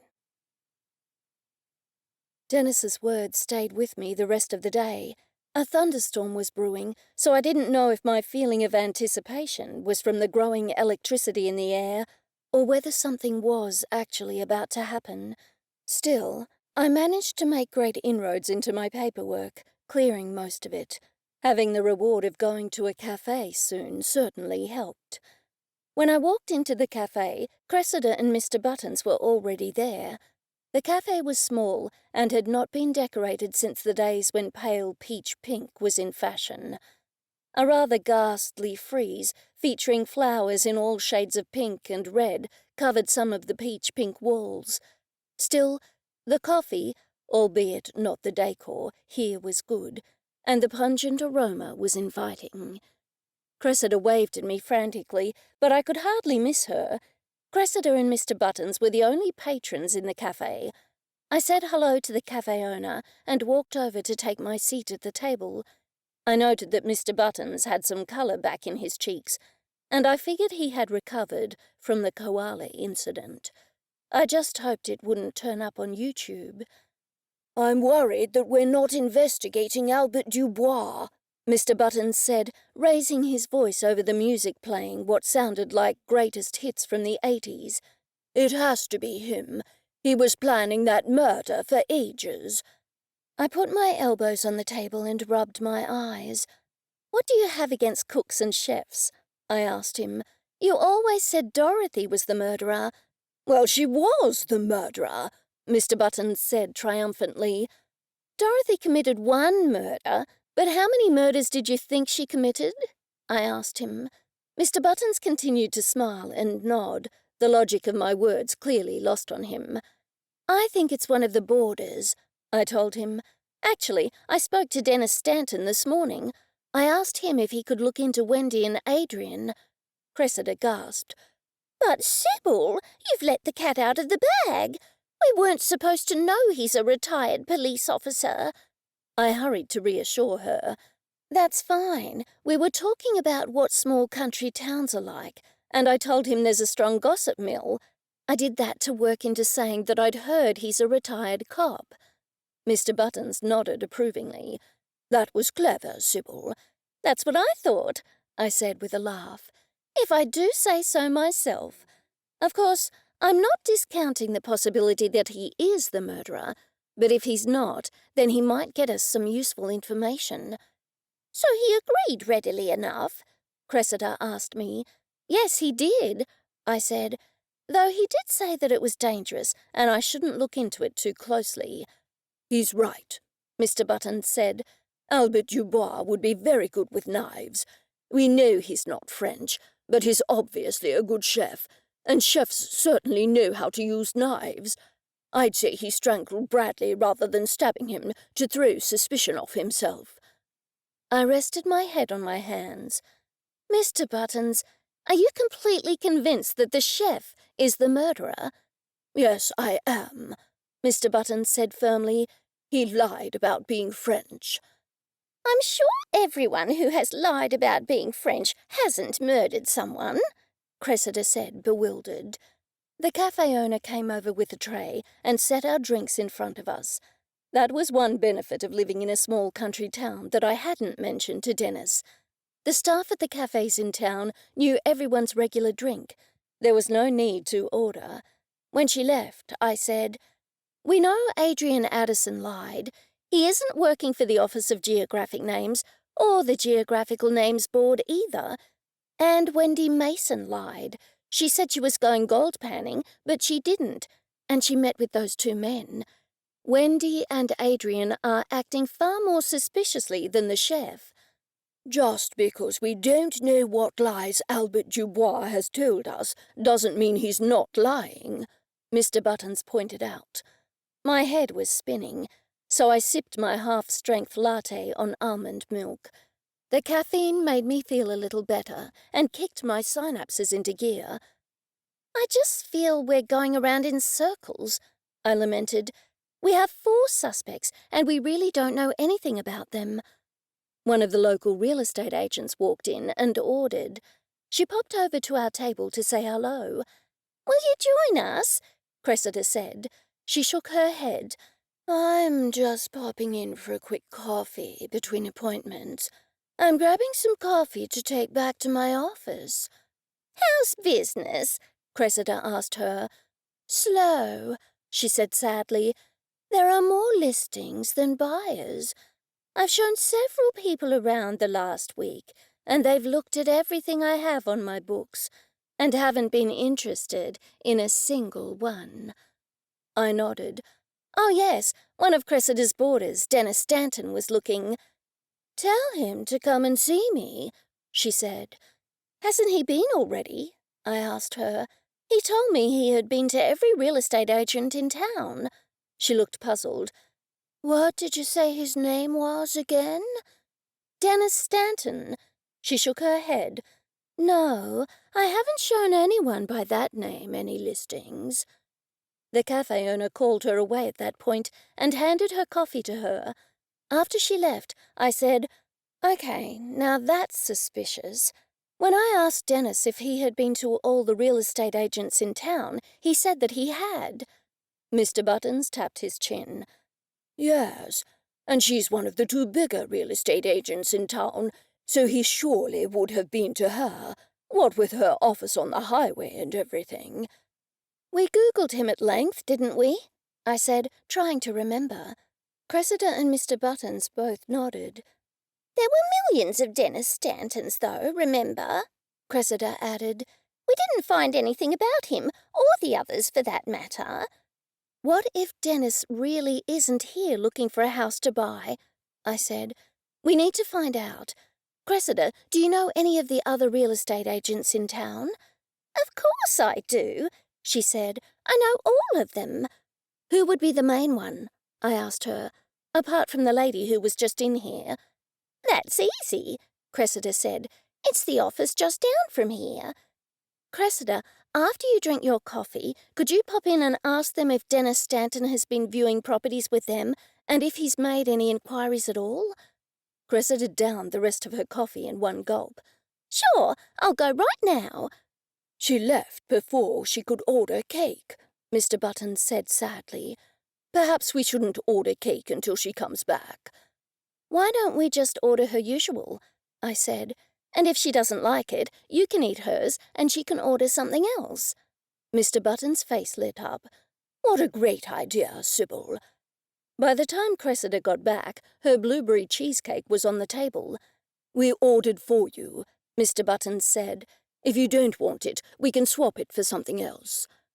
Cressida had already eaten some of it before he had finished speaking. "No, this is what I wanted," she said. "You won't believe this. That office had never heard of him." "They were sure?" I asked. She nodded. "Yes. So Dennis Stanton is here under a pretext." "Whatever could it be?" I said. "Do you think Dennis is the murderer?" Mr. Buttons and Cressida both shrugged, and I sighed. "Each one of our suspects has a secret," I said. "That certainly isn't helping us narrow it down at all." Cressida and Mr. Buttons did not respond. They were too busy eating their cakes. I gave up and did likewise. I was frustrated that we didn't have a good lead on the suspects. The more we investigated, the more puzzling it all became. To make matters worse, I was sure the detectives didn't even know as much as we did. I was wondering whether to order some more coffee when a thought occurred to me. "There's something we haven't investigated," I said excitedly. Cressida and Mr. Buttons looked up, their cake forks halfway to their mouths. "We haven't investigated Bradley Brown." Mr. Buttons swallowed hard and then said, "But he's dead." I shook my head. "Don't you see, we need to Google him." "We already have," he protested. "No, we haven't," I pointed out. "We only Googled the gang and their robberies. We really need to research him in depth." Mr. Buttons pulled a face. "I'm not sure where you're going with this." "Well then, here's an example. Let's just say that we Googled him and found out he had a sister. Maybe their father died and left him everything in the will and nothing for the sister. Maybe his sister is Wendy Mason and she murdered him to inherit the money." "But they look nothing alike," Cressida protested. "I'm sure they're not related." I took a deep breath before speaking. "I just made that up off the top of my head, Cressida," I said patiently. "It's completely hypothetical. I'm just saying that if we Google him, we might uncover some information that will lead to us discovering who murdered him." Mr. Buttons smiled. "Sybil, that's the best idea you've had all day." A short time later, we were sitting in the private living room at the boarding house. Smaller than the main living room, the private room had even more antiques, if that could be believed. Unfortunately, Cressida had recently redecorated it. And for an artist, she sure had weird taste in paint colours for interior walls. One wall was bright blue, and the opposite wall was metallic gold. Cressida had painted the other two walls in a marble effect. Consequently, the marble walls always made me feel as if I were in a horror movie, the walls closing in on me. As usual, the faint smell of mould hung on the air. This was the least ventilated room in the old house. "Cressida," I said, "would you like me to fill the diffuser I bought you?" Cressida leant to one side and switched on said gift. "Oh, Sybil, I completely forgot to turn it on. I filled it this morning with water and essential oil, just like you showed me. I just can't remember which oil I used." "Vetiver," I said, when the bitter smell wafted out. You didn't like that lavender oil I bought you?" Cressida smiled widely. "Oh, I did, Sybil, thank you. I read somewhere that vetiver was a perfume ingredient, and so I thought it would be nice to try it." Mr. Buttons crossed to the small window and tried to open it by way of response. He muttered under his breath. Aloud, he said, "It's still jammed." Cressida waved one hand at him. "Oh, I was going to get Bradley to fix it. That poor man." "And that's our cue," I said to Mr. Buttons. "Let's get to it." Cressida placed her laptop in the old secretaire. Made of oak, it was a beautiful piece, Victorian era, and imported from England by Cressida's great-grandmother. "Allow me to type," Mr. Buttons said, sitting on the high-backed throne chair before Cressida or I had a chance to do so. He opened the laptop and tapped away at the keys. Cressida and I leant over his shoulder. "Have you found anything yet?" Cressida said. Mr. Buttons sighed. "My dear lady, please allow me a few minutes before you ask again. On second thoughts, please do not ask again. I shall inform you the moment I uncover anything of interest." By the 5th page, Mr. Buttons hadn't uncovered anything, and I was beginning to think it was a waste of time. I turned away and looked at Lord Farringdon, who was sauntering into the room. "Eureka!" Mr. Buttons exclaimed, startling me. I looked over his shoulder at the screen and gasped.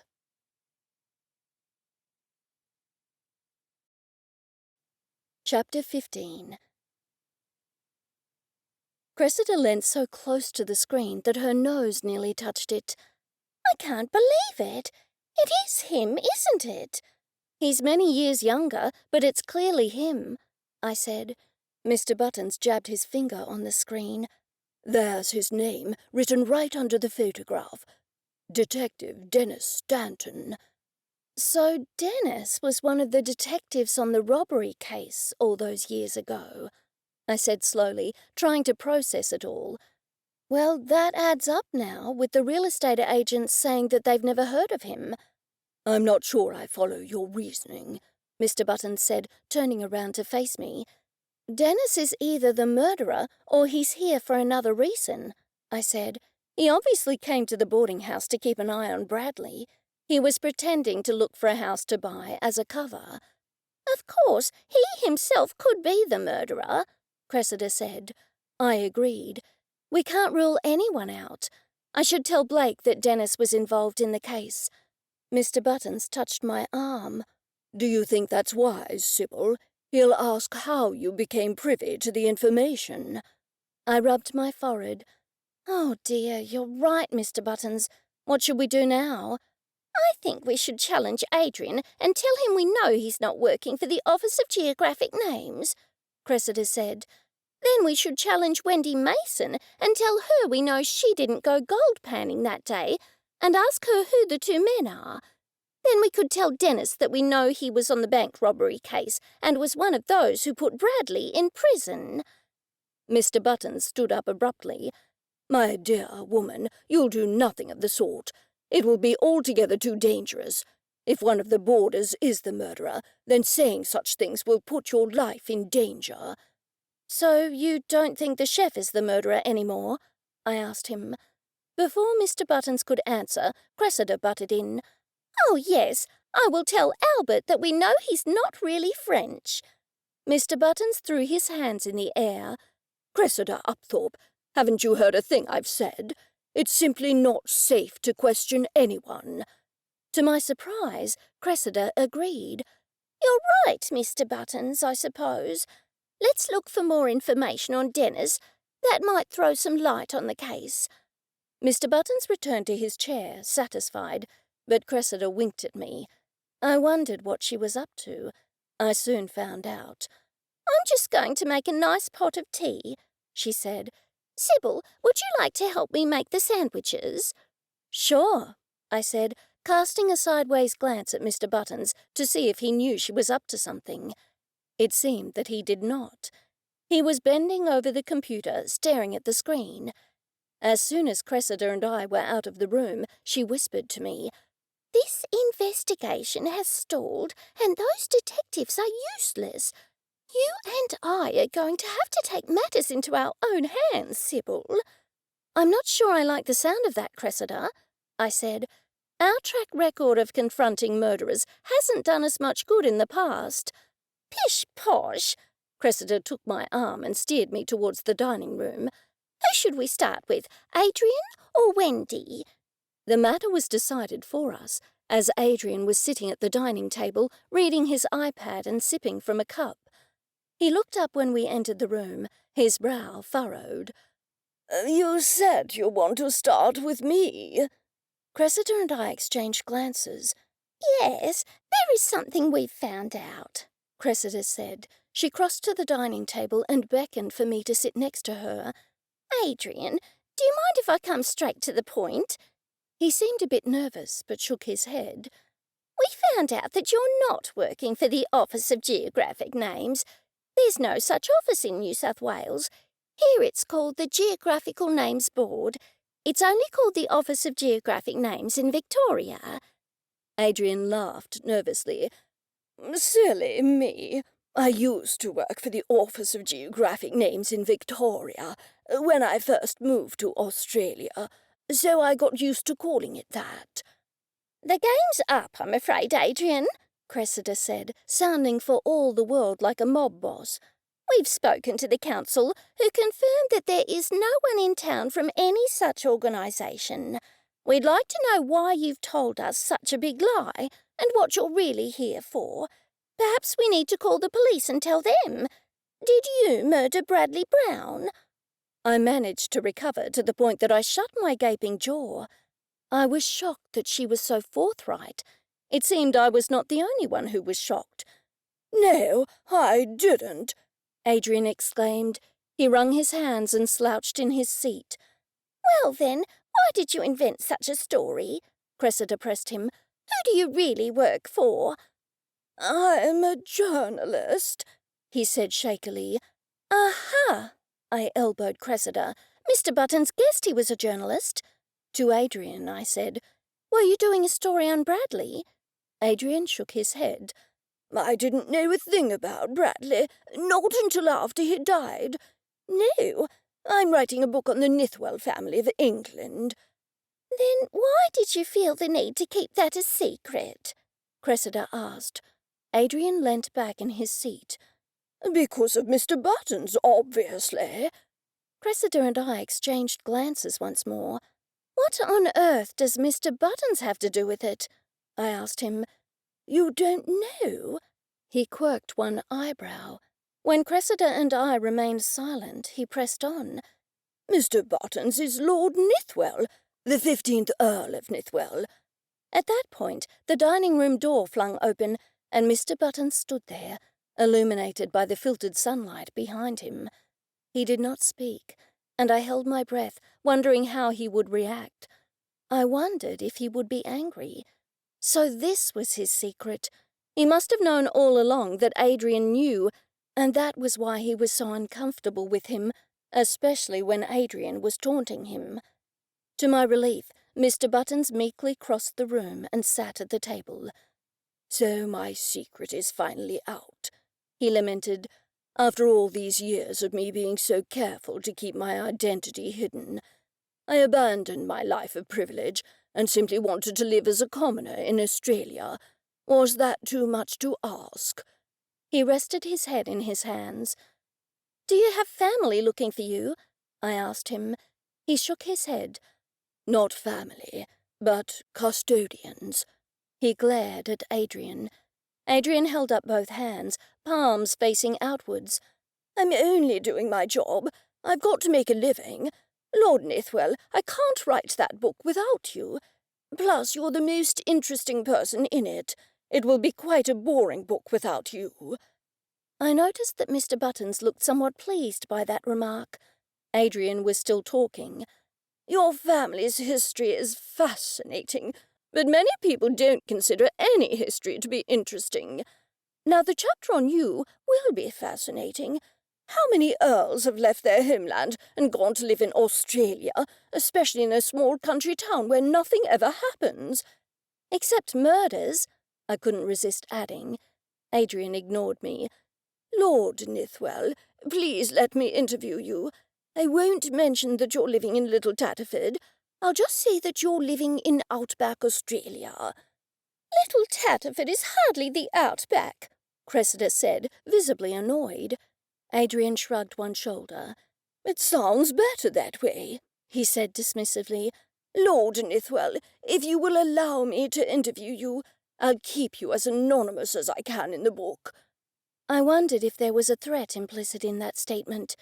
It seemed to me that Adrian was implying that if Mr. Buttons did not allow him to interview him, then he would write up Mr. Buttons' story in the book and tell everyone he was in Little Tatterford. It seemed the same thought had occurred to Mr. Buttons. "I agree to your terms, but I'll have my lawyer draw up a contract to that effect. Also, you are never to call me Lord Nithwell again. You are to call me Mr. Buttons." Adrian smirked. "You've got a deal." He held out his hand. Mr. Buttons pulled a white linen handkerchief from his pocket, wiped Adrian's hand, and then shook it. "So you're not the murderer, then?" Cressida said, disappointment evident in her voice. Chef Dubois walked into the room, carrying a silver teapot. "Murderer," he echoed. "We have just ascertained that Adrian Addison here is not a murderer, but a journalist," Mr. Buttons said in a steely tone. "Chef Dubois, would you kindly take a seat?" The man looked terrified. He put the teapot down on the table. "You want me to sit?" he asked nervously. "Yes," Mr. Buttons said. The chef took a seat.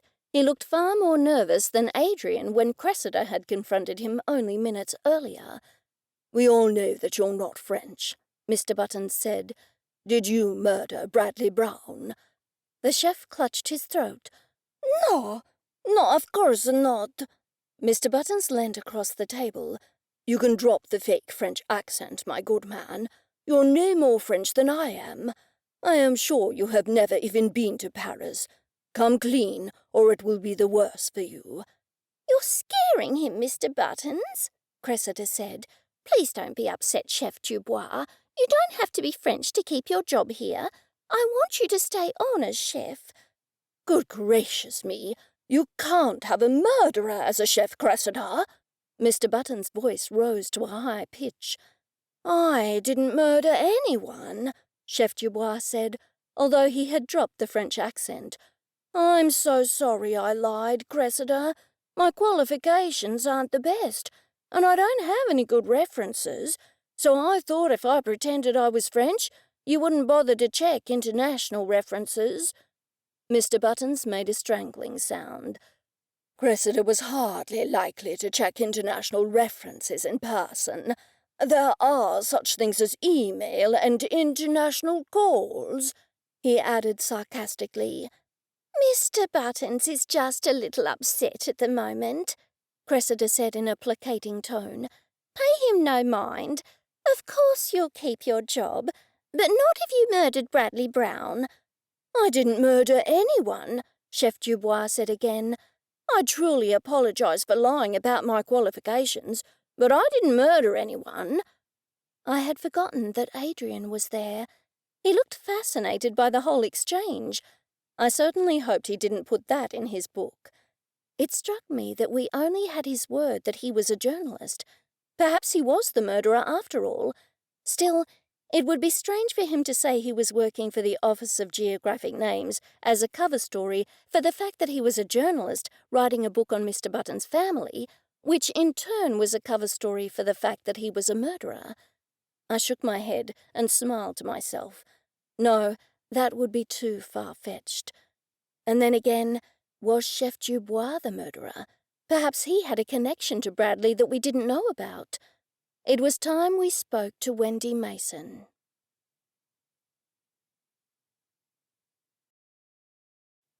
Chapter 16.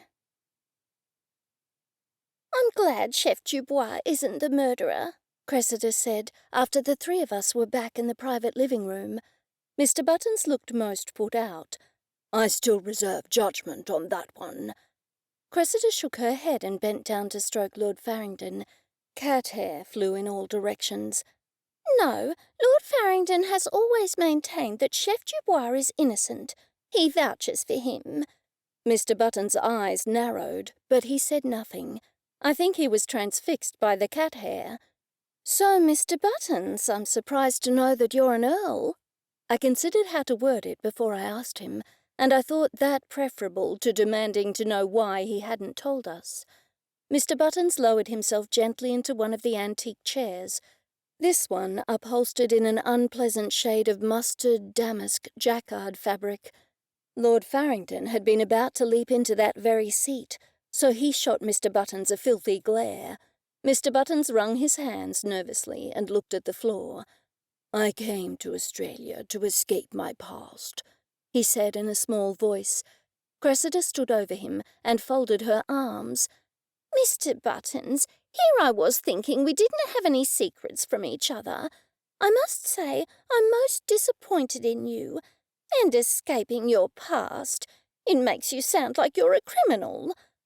I like my life here, Mr. Buttons protested, and people always treat me differently once they find out that I'm an earl. Here I can be carefree, with no responsibilities, and no need to keep up the act. I'm a simple person, really. You still could have told me. Cressida sounded quite hurt. I apologize. It's just that I thought you would act differently around me. Cressida flung her arms skywards. Why would I? I don't even know what an earl is. An earl is a member of the nobility, Mr. Buttons said automatically. It's above a viscount and below a marquis. Cressida was not placated. I don't even know what a marquis is. A marquis is above an earl and below a duke, Mr. Buttons said, and then he muttered something about Visigoths and Lombards. At least, I think that's what he said. It gave me flashbacks of my school days. Cressida was about to say something else, and by the look on her face, I could see it wasn't going to be good. To divert her attention, I said, "Why don't we go and speak with Wendy Mason? We could say we just happened to see her in Farmerdale that day when she said she was panning for gold." As soon as I said it, I realized that Mr. Buttons had recently objected to such a plan, and I was surprised when he did not object now. Clearly, he was too upset about being outed as a member of the nobility. He stood up, said, "Okay," in a small voice, and then made for the door. Cressida stormed after him. I hurried past them and blocked the exit. "Now then, we'll have to put our hurts and differences aside, because we need to be calm to speak to Wendy. Don't forget, she could well be the murderer. Do you both agree?" I was actually addressing my remarks to Cressida. They both nodded, although Cressida still looked upset. "Where would Wendy be now?" I asked them. "Not panning for gold," Mr. Buttons said snarkily. "I think I saw her car outside when we came back," Cressida said. "We can't all go to her room, because that would be too confrontational, yet we need to speak to her alone." "Why don't you just pop up to her room and ask her to join us for a drink in the private living room?" I suggested. "That's a good idea." Cressida gathered her bright red skirts and took off at a fast pace. "She's still angry with me," Mr. Buttons lamented. "Are you angry with me, Sybil?" I hurried to reassure him. "Of course not, Mr. Buttons. Cressida is just upset because she thought the two of you were best friends. She's a little shaken to think that you were keeping something so big from her. She'll get over it soon." "I'm not so sure I share your confidence." Mr. Button's face fell even further. I patted him lightly on his back. "Cressida isn't one to hold a grudge. You'll see. Now, let's go and sit down and try to look casual. Do you have any idea how we can work into the subject?" Before Mr. Buttons could answer, Cressida hurried back into the room. "She's right behind me," she said in a stage whisper. The three of us all but sprinted to our seats. Moments later, Wendy poked her head around the door. "Oh, I see this is the right room." "Yes, it is." Mr. Buttons held up a brandy balloon. "What would you like to drink? And please sit down." He gestured to an uncomfortable-looking mahogany balloon-back chair. Wendy sat upright on the chair. Our intent to make this look casual wasn't off to a good start. She already looked like she was being interrogated, if not tortured, perched on the high chair while all of us were leaning back in comfortable, albeit unattractive, armchairs. "This is quite unusual decor," Wendy said, looking around the room in alarm. "Thank you," Cressida beamed at her, obviously thinking her words were a compliment. "So, Wendy, have you found any more gold?" Mr. Buttons spoke before Wendy had a chance to do so. "Wendy, we know you weren't panning for gold. You see, I just happened to be in a cafe in Farmerdale and saw you speaking to two men on the very day you told us you were gold panning. What's more, they were two men who were at the funeral, yet you did not interact with them at all on that day." Cressida nodded. "And I saw you coming out of a tourist shop in Farmerdale not long before Mr. Buttons saw you. The lady in there told us you had bought that gold you pretended you found in the creek." Wendy leant forward and put her head in her hands. "Oh, no, I was hoping no one would find out. I didn't think it would be so easy to blow my cover." When she straightened up, her face was bright red. "Okay, then, you got me. I confess." "You murdered Bradley Brown?" Cressida said in shock. Wendy looked even more startled. Her hand flew to her throat. "Oh, goodness gracious me, no. Certainly not. I didn't murder anyone." "Then why the pretense?" I asked her. She sighed long and hard. "If I tell you, I must have your word that it doesn't leave this room." We all nodded. She pushed on. "I'm an insurance investigator." "An insurance investigator?" Cressida said, frowning. "Yes, I'm working for the bank's insurance company. You know, the bank that Bradley Brown robbed." "We know all about it." Mr. Buttons waved her on. "Then you know he got away with millions, and it hasn't been found to this day. I came to Little Tatterford to see if I could uncover the money. I heard he did a lot of work for this establishment, so I booked myself in here under the guise of a woman being on a holiday panning for gold." "Does Adrian know you're an investigator?" I asked her. She looked startled, and then recovered quickly. "No, not at all." "Had you met Adrian before you came to the boarding house?" Mr. Buttons asked her. She shook her head. "No, I had never met him before. I met him for the first time the morning of the murder." She looked at each one of us in turn. "Is that what this is all about? You really think I murdered Bradley Brown?"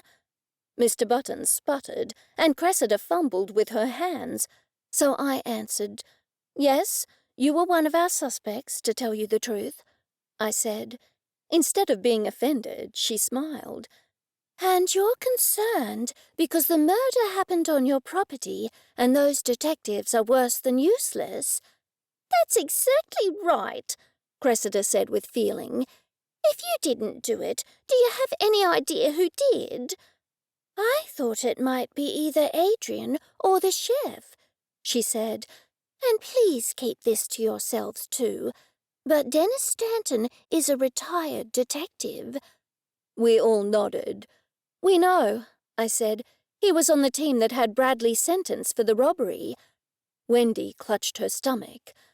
"Well, this has just been one shock after another. I didn't know you knew so much. Yes, Dennis has given me some helpful information." "Have the two of you been working together?" I asked her. She shook her head again. "No, but when I arrived at the boarding house, I recognized him. I've lived and breathed nothing else since my firm assigned me to the case. Dennis offered to help out. It was obvious to me that he was here for the same reason." "He's working for your insurance company too?" Cressida asked her. She shook her head. "No. From what he said, I gathered it was unfinished business. He feels bad that the money was never found. He doesn't feel comfortable retiring without all the loose ends tied up." I thought it over. If it wasn't Wendy, and it wasn't Dennis, then it did only leave the chef, or Adrian. I still wasn't ruling out the possibility that 2 or more people were in it together. "It isn't Chef Dubois," Cressida said firmly. "Lord Farrington vouched for him. I keep saying that, but nobody will listen to me." "Who is Lord Farrington?" Wendy asked. Mr. Buttons at once stood up. "Thank you for your help, madam. We will certainly keep what you told us in the strictest confidence."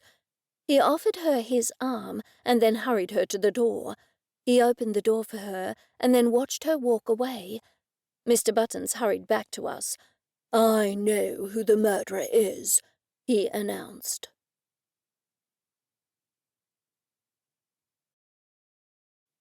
Chapter 17. I held my breath. "Who is it?" I asked him. "It's obvious, isn't it? Chef Dubois. I've been saying that all the time." Cressida and I groaned.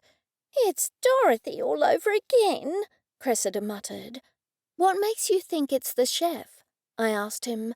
Mr. Buttons puffed out his chest. "Didn't you hear, Wendy? If we can believe that she is not the murderer, and that Dennis has been assisting her, then it stands to reason that it's either the chef or Adrian Addison." He pointed to Cressida and then to me. "The two of you both told me that Bradley was alarmed when he recognized someone in the dining room. Have you forgotten?" "Yes, but we can't remember whether the chef was in the room at the time," I said. "Please don't take offense, Mr. Buttons, but I think accusing the chef is something of a wild leap." Mr. Buttons looked most disgruntled. "And just because Wendy says she isn't the murderer doesn't mean she isn't," I continued. "I really don't think we're any further along. Maybe we're going about this the wrong way." Cressida and Mr. Buttons looked at me expectantly. I took a few moments to compose my thoughts, and then said, "Perhaps we should look at people who had a reason to kill him. I think we should approach it from that angle." I walked over to sit in one of the comfortable chairs, and Cressida and Mr. Buttons did likewise. Lord Farrington had taken the chair Mr. Buttons had been sitting in previously, so Mr. Buttons sat in the one next to it. I scratched my head. "Okay, then, let's throw up some hypotheticals. Who would have a reason to kill Bradley? The first thought that occurs to me is the other bank robbers. The police shot them all dead. Surely they have families. What if a family member of one of the other robbers is angry that Bradley escaped unscathed? Or perhaps they're angry that Bradley didn't share the money with them," Mr. Buttons said. Cressida clapped her hands. "We don't know that Bradley didn't share the money with the other families. For all we know, he might have done just that." I had to agree. "That's a good point, Cressida. Now what are some other reasons that someone would want to kill him?" "There's always the possibility that it didn't have anything to do with the bank robbery," Mr. Buttons said thoughtfully. "But that seems unlikely. No, maybe we should just assume that it did have something to do with the robbery." "And then there's the money," I said. "Perhaps someone murdered him for the millions. It seems the most likely reason to me. Mr. Buttons nodded. If someone discovered where the money was, then they would have taken the money and murdered Bradley to tie up loose ends. Cressida shook her head. The police looked for that money the entire time Bradley was in jail and didn't find it. How could someone find it now? It seems unlikely. I was relieved that Cressida was speaking to Mr. Buttons in her normal tone, her previous resentment seemingly forgotten. Well, I'm all out of ideas, I said sadly. Can anyone think of anything else? No one responded. A heavy silence descended over the room, broken only by the swishing of Lord Farrington's tail. Mr. Buttons finally stood up and crossed back to the throne chair in front of the secretaire. Let's look through these old records once more. I know it's tenuous, but it's all we have to go on. For the next 15 minutes, Cressida and I leant over Mr. Button's shoulder while he scrolled through all the newspaper reports of the robbery, and then Bradley's sentencing. My eyes felt dry and tight, and when I rubbed them, an eyelash curled over and dug into my eye. I've got something in my eye, I said urgently. I'll just go to the bathroom. I'll be right back. I raced out the door and nearly barreled right into the non-French chef. I quickly closed the door behind me. Were you listening in on our conversation? I said in an accusatory tone. I expected him to deny it, and I was surprised when he didn't. Yes, he said. I wanted to know if Cressida was going to give me my notice. I thought she might be discussing it in there with you and Mr. Buttons. I'm sure Cressida has absolutely no intention of giving you your notice, but she might if she knows you've been snooping around doors. He scurried away.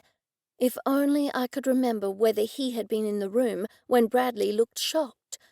For some reason, that made me think of mangoes. I hurried after him. Chef Dubois, please don't worry. Cressida won't sack you. Your job is safe. He looked so relieved that I felt mean for admonishing him for eavesdropping. There's something that's been bugging me, and I don't know why, I told him. It's about the mangoes. He raised one eyebrow. The mangoes? I nodded. Remember that on the day that Bradley Brown was murdered, you had a box of mangoes on the front porch? Yes, mangoes aren't in season yet, he said. I did take a risk on one box. I bought some frozen ones from a fruit truck that does the Brisbane to Melbourne run. They looked fine on the outside, but when I opened one, it was horribly unripe. I'm from Queensland, you see, so I'm not used to this climate. Still, mangoes won't even be available in Queensland for weeks yet, so I shouldn't have taken the risk on the box. I put them on the porch to thaw. Unfortunately, the forensics team took them all. It will be weeks before I get mangoes again. He narrowed his eyes. Why did you want to know? I shook my head. I can't quite remember, to be honest. It's just something that's been bugging me. You know how something is just on the tip of your mind and you can't remember what it is? He nodded. I don't like it when that happens. So did you eat any of the mangoes? He chuckled.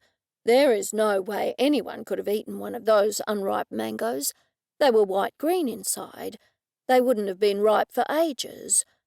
I remembered seeing the body, not a pleasant memory, but I did recall that the mango stuffed in his mouth was a strange pale green, not the usual vibrant golden colour. I thanked the chef and left. When I reached the bathroom, I realised the eyelash had worked its way out of my eye, and my eye was no longer stinging. Nevertheless, I dabbed some water on it for good measure, and then returned to the room. Cressida ran over and grasped me by both shoulders. Sybil, Mr. Buttons and I think we've made a wonderful discovery. We've broken open the case. I gasped. You know who the murderer is? Cressida's face fell. Well, no. Still, we've made a wonderful breakthrough. Tremendous, tremendous, Mr. Buttons muttered to himself. He looked over his shoulder at me. Come, Sybil, you must see this. I hurried over and looked at the screen. Isn't that the photo we saw earlier? I asked, puzzled. Yes, but that's not all. Cressida pointed to the screen. Show her, Mr. Buttons. Before he could do so, she yelled, Stop! I haven't shown Sybil the woman. What woman? I asked her. Cressida tapped her finger on the screen, but Mr. Buttons objected. Cressida, my dear woman, I must inform you that not only is this a touchscreen, but I have just cleaned the screen, and so touching it is not advisable. Sorry, Cressida said meekly. She pointed to the photo on the screen, making sure not to touch the screen this time. Who is she? I asked Cressida. We don't know, but she's in a lot of photos, Mr. Buttons said. Have a look at this. It was then I noticed he had about 50 or so tabs opened on the laptop. As he went through each one in turn, I saw that they were all photographs, and indeed, the woman was in the background of each one of them. I expressed that aloud, but Mr. Buttons said, We did find several photographs that did not feature her, but we thought there was no point showing them to you. I nodded. That makes sense. You don't have any idea who she is? We don't know her name or where she lives, but she was clearly someone important to Bradley. She's in the background of photos of all his court appearances, both inside the courtroom and on the street when the police are taking him away. I narrowed my eyes. Didn't we find out that Bradley didn't have any family? That's right. Mr. Buttons pointed towards the screen. And if he did have any family, then the police would have soon found out. I suspect this woman was his girlfriend, because if she was his wife, then of course the police would know about it. Maybe this woman is the one with all the cash from the robbery. Now all we have to do is find her, I said dryly. She lives in Little Tatterford, Cressida said. Mr. Buttons jumped, and I gasped. You know her? I asked her. Cressida shook her head. No. My goodness gracious me, Mr. Buttons said. Out with it, woman. Please refrain from keeping us in suspense in this unseemly manner. In one of the photos, she was holding a brown paper bag that had the words 5 Goats Soap stamped on it. What photo was that? Mr. Buttons asked in a disbelieving tone. Hop off the chair and I'll show you. Mr. Buttons did as he was asked, and in no time at all Cressida had found the photo. She dabbed her finger on the screen and then turned to Mr. Buttons. Sorry, but there it is. Look. I peered at the screen. Sure enough, Cressida was right. What does that mean? I asked her.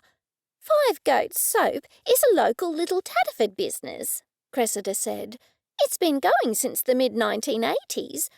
I occasionally run into the owner when I'm having my eyebrows waxed. She goes to my beauty therapist. Well done, Cressida, Mr. Buttons said, beaming from ear to ear. I hate to be the one to throw a dampener on this happy party, I said, but it doesn't mean that this woman still lives in Little Tatterford.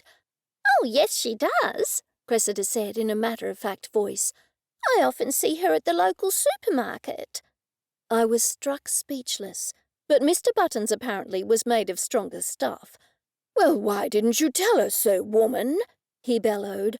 All this conversation as to whether she was in Little Tatterford or not, and you knew all along that she was. Cressida smiled, as if Mr. Buttons had been complimenting her.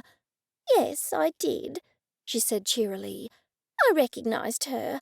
I know she's one of those people who live out on the Surrender Road, on one of those big, unproductive farms. They're all ferals out there, she added with a shake of her head. They'll shoot you as soon as look at you. And I suppose you're going to suggest that we go and visit her, Mr. Buttons said, in a voice dripping with sarcasm. Cressida's smile grew wider. Yes, that's right.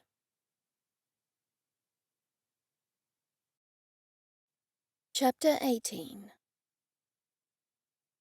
I had no desire to visit a gun-toting woman who was possibly the accomplice of a notorious criminal, and worse still, might be sitting on his ill-gotten millions. At first, I thought I was quite safe, given that Cressida only knew the general location of the woman's farm. I thought she'd never find out the woman's address, and even if she did, it would probably take weeks. Sadly, I wasn't reckoning on the Little Tatterford rumour mill.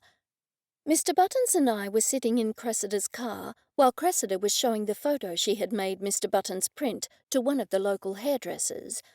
"Do you think the hairdresser will know where this woman lives?" I asked Mr. Buttons. "I certainly hope not," he said fervently. "I really don't want to visit this woman. She sounds dangerous by all accounts." "I'm with you, Mr. Buttons." Cressida returned to the car, waving the printout at us. She jumped in behind the steering wheel. "Cheryl knows her address." Mr. Buttons and I both groaned. "Please tell me that hairdresser doesn't do the woman's hair," Mr. Buttons said. "And if so, please tell me her hair doesn't look like it did in that old photograph. Her hairstyle was most indecorous." Cressida laughed. "Of course not. The mysterious woman is called Bertha Ward. Cheryl said that Bertha doesn't go to any of the hairdressers in town." "I'm probably going to regret asking this," I said, "but how does Cheryl know anything about Bertha if Bertha isn't a client?" "Cheryl's husband, Tom, has pig dogs, and he goes out shooting with Bertha most weekends, of course." "Of course," Mr. Buttons muttered. "Where are you going?" he asked in alarm as Cressida started the car. "To Bertha's." Mr. Buttons leant over to look at me in the back seat. His face had gone white. "Say something, Sybil," he said in alarm. "Cressida, I don't think we should go out there, given that we're unarmed and everything." I heard my voice come out as a squeak. Cressida laughed at me. "She won't hurt us. She might be rude and unfriendly, that's all." She pulled the car out into the traffic and headed south on the highway. "Do you know how to get out to Surrender Road?" I asked, hoping she would get lost on the way. "Everyone knows how to get to Surrender Road," Cressida said. "Ferrells live out there." "So you said." I looked in my handbag for my phone. Maybe I should tell Blake where I was going so he could send reinforcements. "Cressida, you do realize this woman could very well be hiding millions of dollars, and so she won't take kindly to us going out there. She could easily shoot us all," I added for clarity. "Oh, do you really think so?" Cressida said calmly as she turned right onto Queen's Road. "This road runs into Surrender Road after about 25 kilometres. "I don't suppose there's any chance you would turn around and go back if we both pleaded with you," Mr. Buttons said. Cressida laughed as if he had made the most hilarious joke and accelerated. It seemed like an age before we reached Surrender Road. The scenery along Queen's Road was rather boring. Big granite boulders and bush giving way to long, low paddocks full of sheep. We hit dirt as soon as Queen's Road became Surrender Road. The red dirt seeped in through the car, causing no end of distress for Mr. Buttons. After half an hour or so, Cressida slowed the car. "Now keep a lookout, both of you. The property name is Wallaby Run." "I can't see anything through all this dust," Mr. Buttons spluttered. Moments later, my head just missed slamming into the back of Mr. Buttons' seat as Cressida suddenly applied the brakes. "We almost passed it," she said. "Wasn't it lucky I spotted it?" Mr. Buttons and I remained silent. Cressida swung the car hard right and pulled up in front of a derelict gate. A sign with the words Wallaby Run roughly scrawled in what looked like a marker pen was propped up against the wooden post which had seen better days. "I'll get the gate," I said. It took every last bit of my strength to drag the gate open. I wondered if Bertha Ward was injecting herself with cattle steroids. When Cressida drove through, I managed to drag the gate shut and then hooked the wire loop over a steel post to secure it.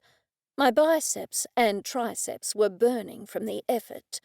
I coughed as the dust kicked up by the car eddied around my face and into my mouth. When I got back in the car, I said, "I suppose we should have thought how we should approach this on the way here." "I had lots of thoughts," Mr. Buttons said, "but none of them were good."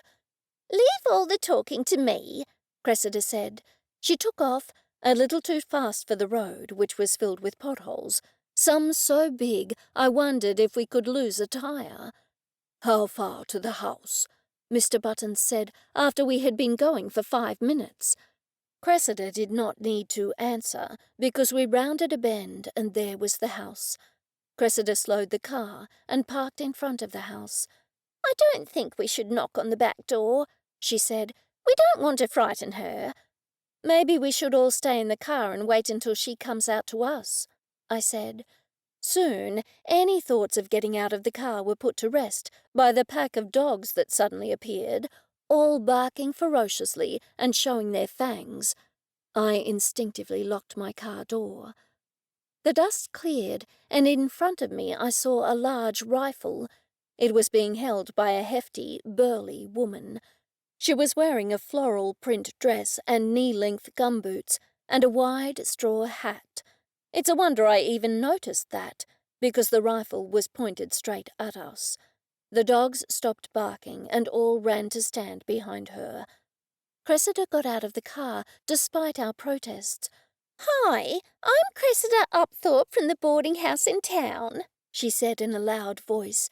"Bradley Brown was murdered on my porch." I shook my head.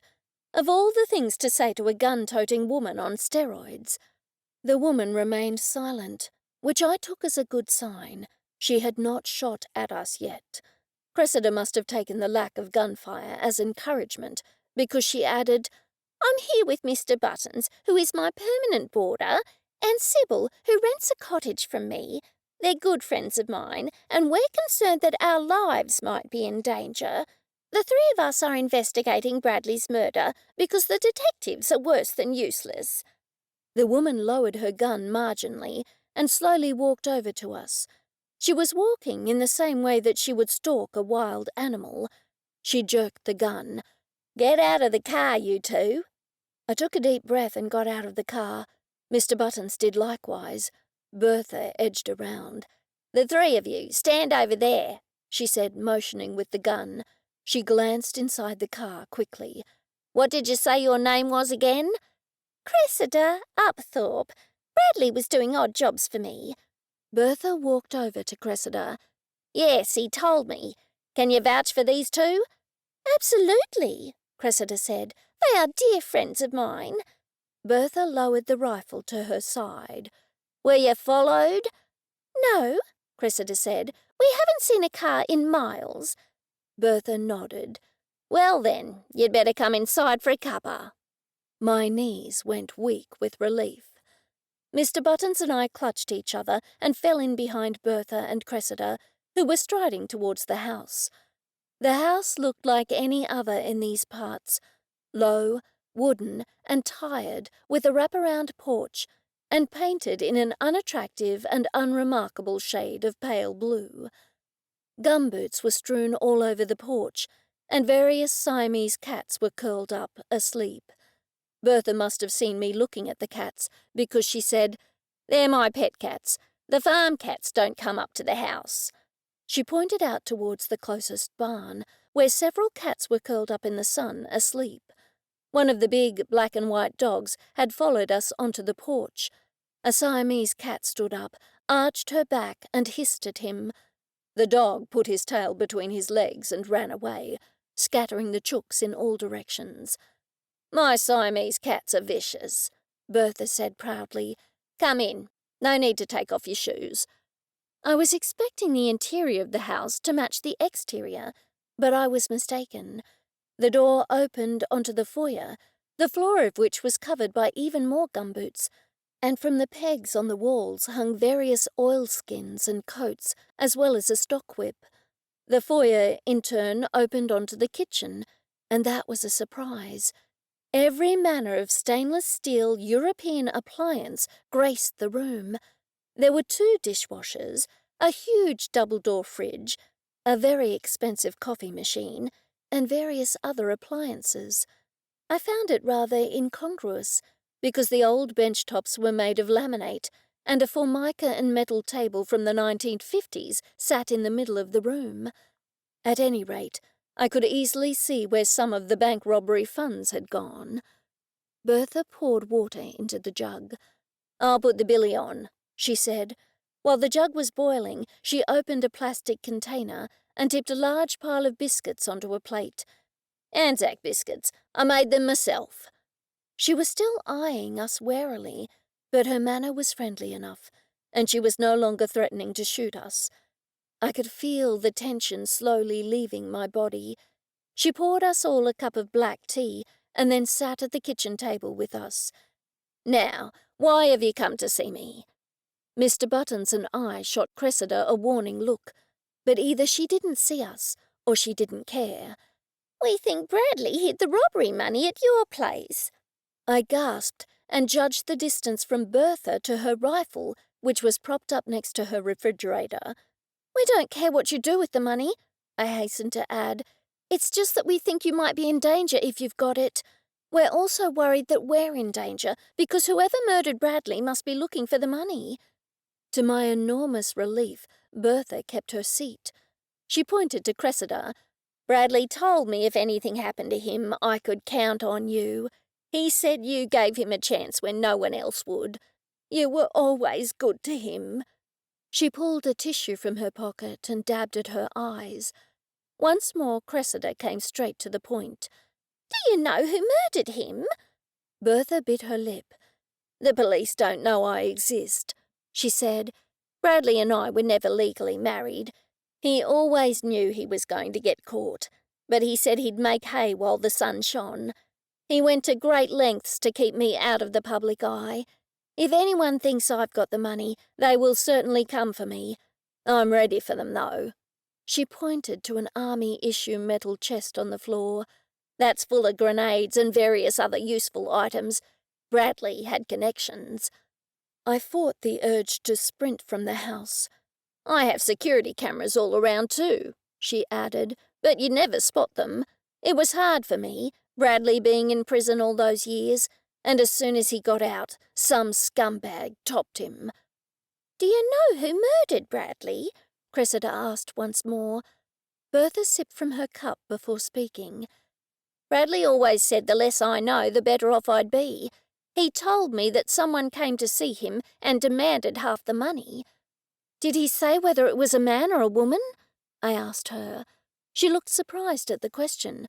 "It was a man," she said, "but Bradley didn't tell me his name. What this man didn't know was that Bradley had given a share to the families of the other 5 men in his gang. Bradley didn't have all the money left." She laughed. "He had a lot, mind you, but he didn't have it all. This man threatened to turn him into the police for the reward if he didn't give him substantially more than the reward amount." "And did he?" Mr. Buttons appeared to be no longer afraid and was hanging on her every word. She nodded sadly. "I think that's why he was murdered. He was at a loose end, you see." "Just before Bradley was murdered, he came into the dining room. He looked shocked to see the 3 new boarders," Cressida told her. "And we don't know if Cressida's chef was in the room at the time," I told her. Cressida nodded. "The boarders are Adrian Addison, Wendy Mason, and Dennis Stanton." Bertha sat bolt upright. "Dennis Stanton was one of the police who gave evidence against Bradley at his trial." We all nodded. "And Wendy Mason is an insurance investigator working for the bank that was robbed," I added. "But considering Bradley said a man was blackmailing him, then it had to be either the retired cop Dennis Stanton or Adrian Addison, who is writing a book." "Or the chef," Mr. Buttons added, "Albert Dubois, or whatever his real name is." "Well, at least we've narrowed the suspects down," I said, trying to remain positive. "You can't come back out here," Bertha said, "but I'll give you my phone number and you give me yours." She addressed that remark to Cressida. "If anyone finds out where the money is, it'll be curtains for me, just like it was for Bradley." Her voice broke. On the drive back to the gate, I said, "I feel really sorry for Bertha. She's obviously done it tough." "Notice she didn't actually admit to having the money," Mr. Buttons said. "She obviously does have it," I said. "She pretty much said she did." "We don't know that, and I don't think we should mention that to the police," Cressida said. "That poor woman. She's out in the middle of nowhere, running this big place by herself. It must be a lonely life. She would have been so excited when Bradley got out of prison after all those years. And then he was murdered. I hope she's safe, I said, and I hope the detectives somehow managed to solve the case before anyone comes looking for her. Cressida stopped at the gate. We've made progress. At least we now know the murderer was a man. Mr. Buttons muttered to himself.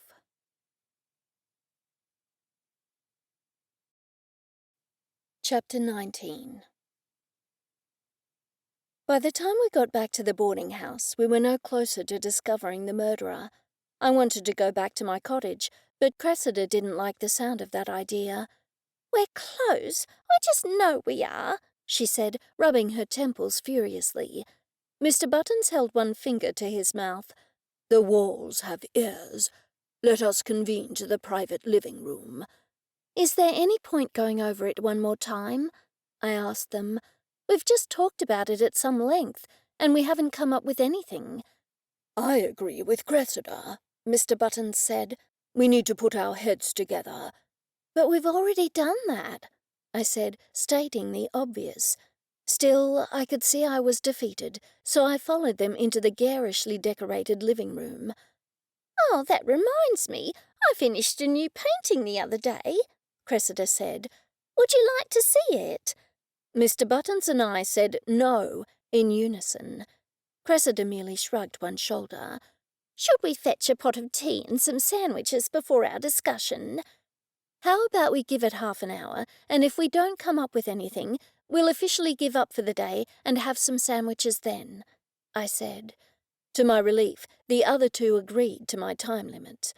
Mr. Buttons and Cressida launched into an animated discussion as to whether or not the French chef was the perpetrator, while I leant back in my chair and closed my eyes. When there was a pause in the conversation, I spoke up.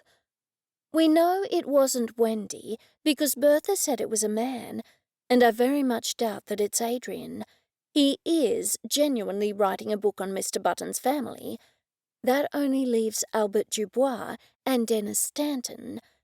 Then that only leaves Dennis Stanton, Cressida said, given that Lord Farringdon vouches for Chef Dubois. I expected Mr. Buttons to disagree vehemently, but to my surprise he tapped his chin and then said, Dennis did know all about the money from the bank robbery. He could have been waiting for Bradley to get out of prison for years, just so he could blackmail him. Cressida agreed. You know, I think we've been looking at this too closely and going over and over until we've gone into a headspin. Wendy and Dennis were the two who knew all about the bank robbery and how much money was involved. There's still a chance that Wendy was working with someone else, but the fact remains that it was a man who demanded the money from Bradley. The one person who makes sense at this point is Dennis. Mangoes! I jumped to my feet, excited. That was it. Mr. Buttons and Cressida looked startled. Explain yourself, dear girl, Mr. Buttons said, waving a hand at me to continue. I bit my little fingernail. Well, it's not proof as such, but there is something that struck me as strange, though I couldn't remember what it was. I wanted to pause to get my thoughts together, but I knew Mr. Buttons did not like to be kept in suspense. Remember that Bradley was murdered by an unripe mango? Mr. Buttons shook his head. To the contrary, Sybil, he was strangled with a piece of thin wire. I shook my head. No, you know what I mean. He had a mango shoved in his mouth. Whether or not he was murdered with it is not the point. Why didn't you say so? Mr. Buttons looked perplexed. Mr. Buttons, please give Sybil a chance to speak. Mr. Buttons made a zipping sign across his mouth. Do you remember that it was an unripe mango? Cressida and Mr. Buttons nodded. Yes, it was most unripe, Mr. Buttons said. It was an altogether unpleasant shade, somewhere between white and pale green. I almost thought it was one of those strange tropical fruits that are found in Australia, but I knew from its skin that it was a mango. Now, did any of the boarders see the mangoes? Cressida and Mr. Buttons exchanged glances.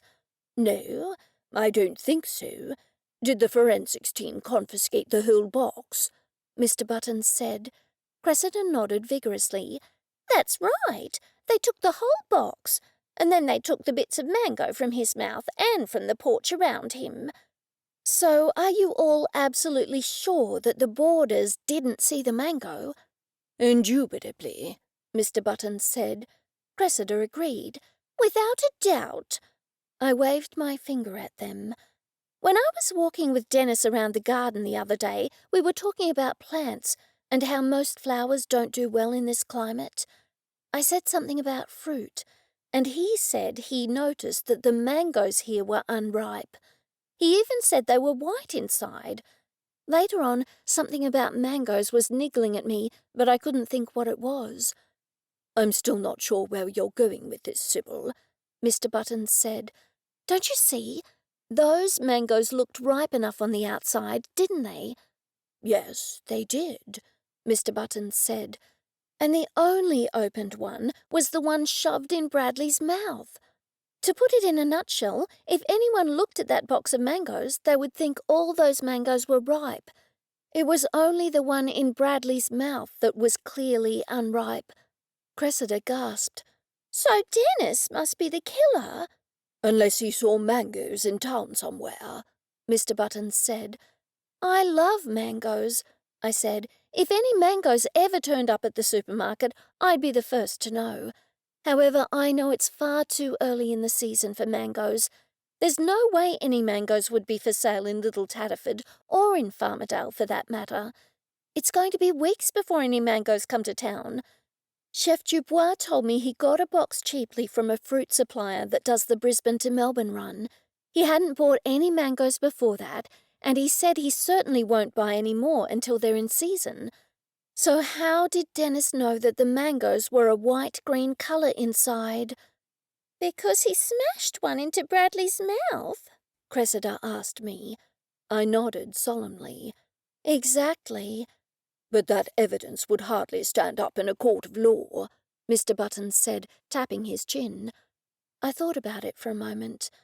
Maybe not, but it will give the detectives something to go on. I'm sure they haven't even considered Dennis as a suspect, but once I tell them that, they certainly will.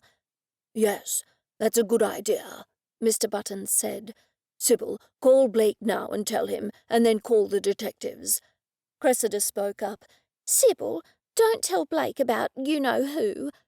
It took me a moment or two to realise she meant Bertha. I nodded as I pulled the phone out of my pocket to call Blake. The next thing I knew, someone pushed me hard from behind. I fell against a sturdy, marble-topped Burr walnut credenza. I'll take that, a voice said. I turned around to see Dennis standing in the doorway. Do as I say and no one will get hurt. Sybil, hand me your phone. I handed him my phone with my uninjured arm. Mr. Buttons and Cressida were clinging to each other, their faces ashen. And don't try to scream, he said. We're the only ones at the boarding house at the moment. So you murdered Bradley Brown, I said in shock. He shook his head. Don't sound so surprised, Sybil. I heard you talking it all through. What I want to know is who is this you-know-who that you're not supposed to tell Blake about? I assume it's Bradley's offsider. Why didn't you turn Bradley in for the reward? I asked him. There must be a reward for the missing money. I was hoping to draw his attention away from trying to find out about Bertha. The money he ended up giving me was 3 times more than the reward, Dennis said. That will set me up for life, and I can disappear readily enough. I made some good contacts over the years, doing favours for some of the criminal elite in this country. I'll be able to disappear to a nice little country that isn't on good terms with Australia. But if he already gave you the money, why did you kill him? I asked him. Did you want all the money? All the money would have been nice, he admitted. But no, he was a loose end. He could have talked at any point, and I knew he had either a best buddy or a girlfriend around who was hiding the money for him. I figured he hadn't told them who I was, but that was only a matter of time. Mr. Buttons finally found his voice. "What made you think he hadn't told his friend who you were?" Dennis smiled smugly. "I've dealt with criminals for years. I know how they think. They always try to keep people out of the loop to keep them out of danger. I figured I only had a few days left. I was also worried that the interfering fool, Wendy Mason, was here. She could have been a fly in the ointment. I had to act fast." When Bradley came into the dining hall that day, he was shocked to see you sitting at the table. I didn't know which one of the boarders he was shocked to see at the time, I added, but it was obviously you. Since you were in town anyway blackmailing him, why was he so surprised to see you here? Dennis worked a crick out of his neck. It made me think of the Terminator, and I shuddered. He had already given me the money a week previously, and I assured him I was leaving the country at once. When he saw me, he must have realized that I wasn't here for any good reason. "He thought you were here to murder him," I supplied. Dennis shrugged. "Actually, he probably thought I was here for more money. Now enough of this. I need the name of the other person." "How would we know?" Cressida said in a small voice. "Because I overheard you say not to tell the police about you-know-who. Now you need to tell me who this you-know-who is, or someone's going to get hurt." His face changed from neutral to violent in an instant. He lunged for me and grabbed me by the throat, spinning me around to face Mr. Buttons and Cressida. "I have no compunction in strangling her with my bare hands if you don't tell me the identity of this person," he snapped. I could see spots before my eyes. The door flew open.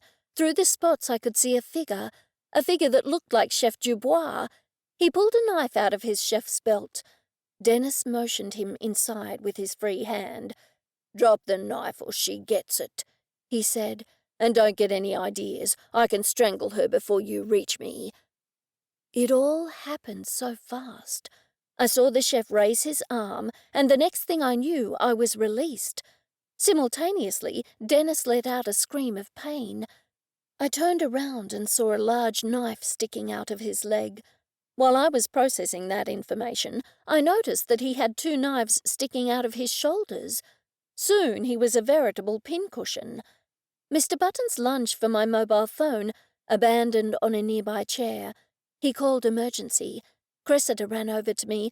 "Oh, my goodness gracious me, Sybil, are you hurt?" "My throat hurts," I managed to croak. "I called emergency, and then I called Blake for you," Mr. Buttons said. I groaned. This wasn't going to go over well with Blake.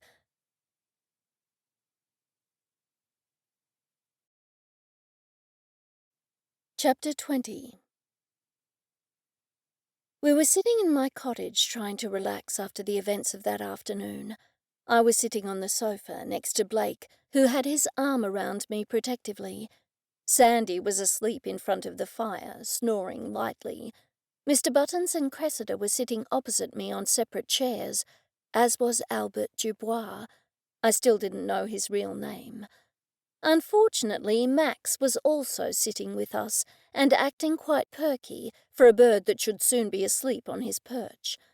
For some reason, he had taken a liking to Albert and had not insulted him once. That had to be some kind of a record. The rest of us had not got off so lightly. "You're an ugly old fool," Max squawked at Mr. Buttons. "That's it." I removed Blake's arm from my shoulder and stood up. "I'm putting you outside." By way of response, Max let out a string of words that could not be repeated. When I returned to the room, I sighed happily. Apart from the victim, Bradley Brown, no one else was hurt, and that's entirely thanks to you, Albert. Albert ducked his head, clearly pleased. "Where did you learn to throw knives as well as that?" Mr. Buttons asked him. "That was most impressive." "Oh, I've never thrown a knife before," Albert announced happily. "I'm a darts champion, that's all." "But you missed my leg by that much," I said, holding my finger and thumb apart about a centimetre. "Beginner's luck," he said, smiling and nodding. I thought about the knife that narrowly missed my head and forced myself to take a deep breath. Blake's arm tightened around my shoulders. "The mystery of the whereabouts of Bradley's money died with him," Blake said. Cressida, Mr. Buttons and I exchanged glances. We had decided not to tell him about Bertha, or, of course, that the other gang members' families had received their share. Who said there is no honour among thieves? "Dennis took a sizable cut of it," I said, shuddering when I mentioned his name. "And to think he looked like a nice, honest man." "Appearances can be deceptive," Mr. Buttons said. Cressida waved her finger at him. "Yes, and I thought you were a nice, normal English gentleman." Mr. Buttons picked up the poker and rearranged the wood on the fire. "I am a nice, normal English gentleman," he protested. "No, you're not," Cressida said triumphantly. "You're the 15th Earl of Nithwell." Mr. Buttons turned back to face us. "I'm not. Not any more. I am simply Mr. Buttons." "Why did you leave it all behind you, Mr. Buttons?" Albert asked him. Mr. Buttons exhaled loudly. "I wanted to get away from all the unlimited money, the people waiting on my every need, the silver service, the tailored clothes, the people preparing all my meals." He threw up his hands in horror. I pulled a face. "Well, when you put it like that, it certainly sounds awful." I laughed. "Things always seem greener on the other side of the fence," Mr. Buttons remarked sagely. "You haven't told me yet why Dennis attacked you all," Blake said. "I know you gave your statement to the detectives, but they didn't tell me, and none of you have either." "He overheard us wondering who it could be," Mr. Buttons said. Blake shook his finger at all of us. "See? Didn't I tell you investigating could be dangerous?" "It wasn't investigating as such," I said, crossing my fingers behind my back. "It's just that Dennis happened to remark the other day that the mangoes in town were unripe and white-green inside.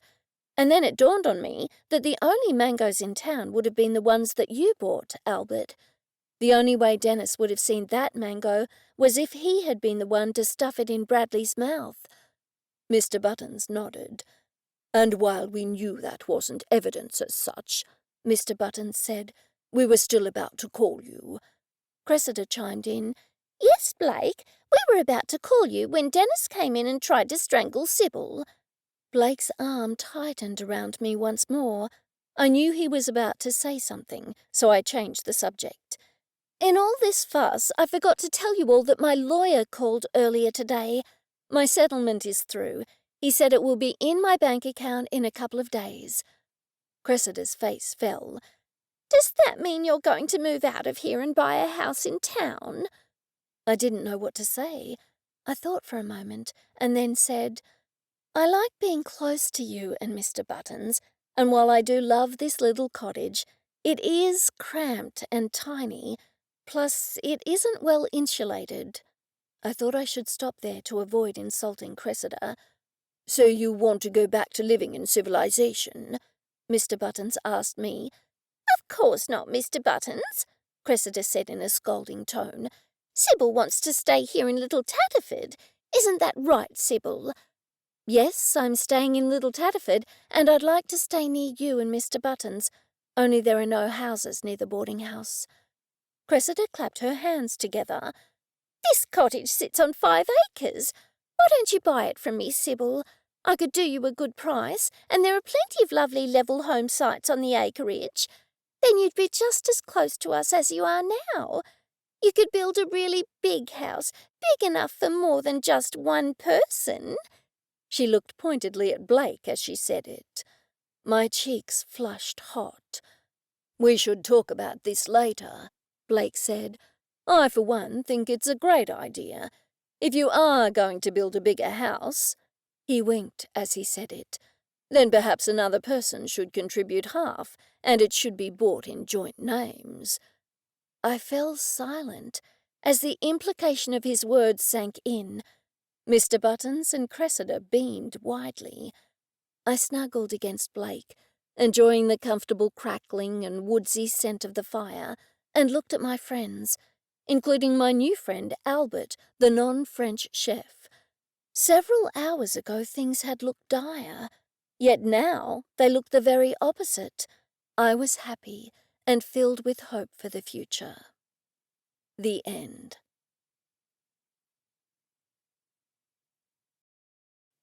You've just listened to Last Mango in Paris, Australian Amateur Sleuth, Book 6, written by Morgana Best, narrated by Amy Soakes. Copyright 2017 by Morgana Best. Production copyright 2020 by Morgana Best.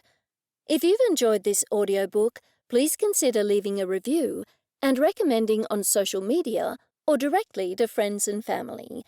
And keep an eye out for other audiobooks by Morgana Best. Thanks for listening.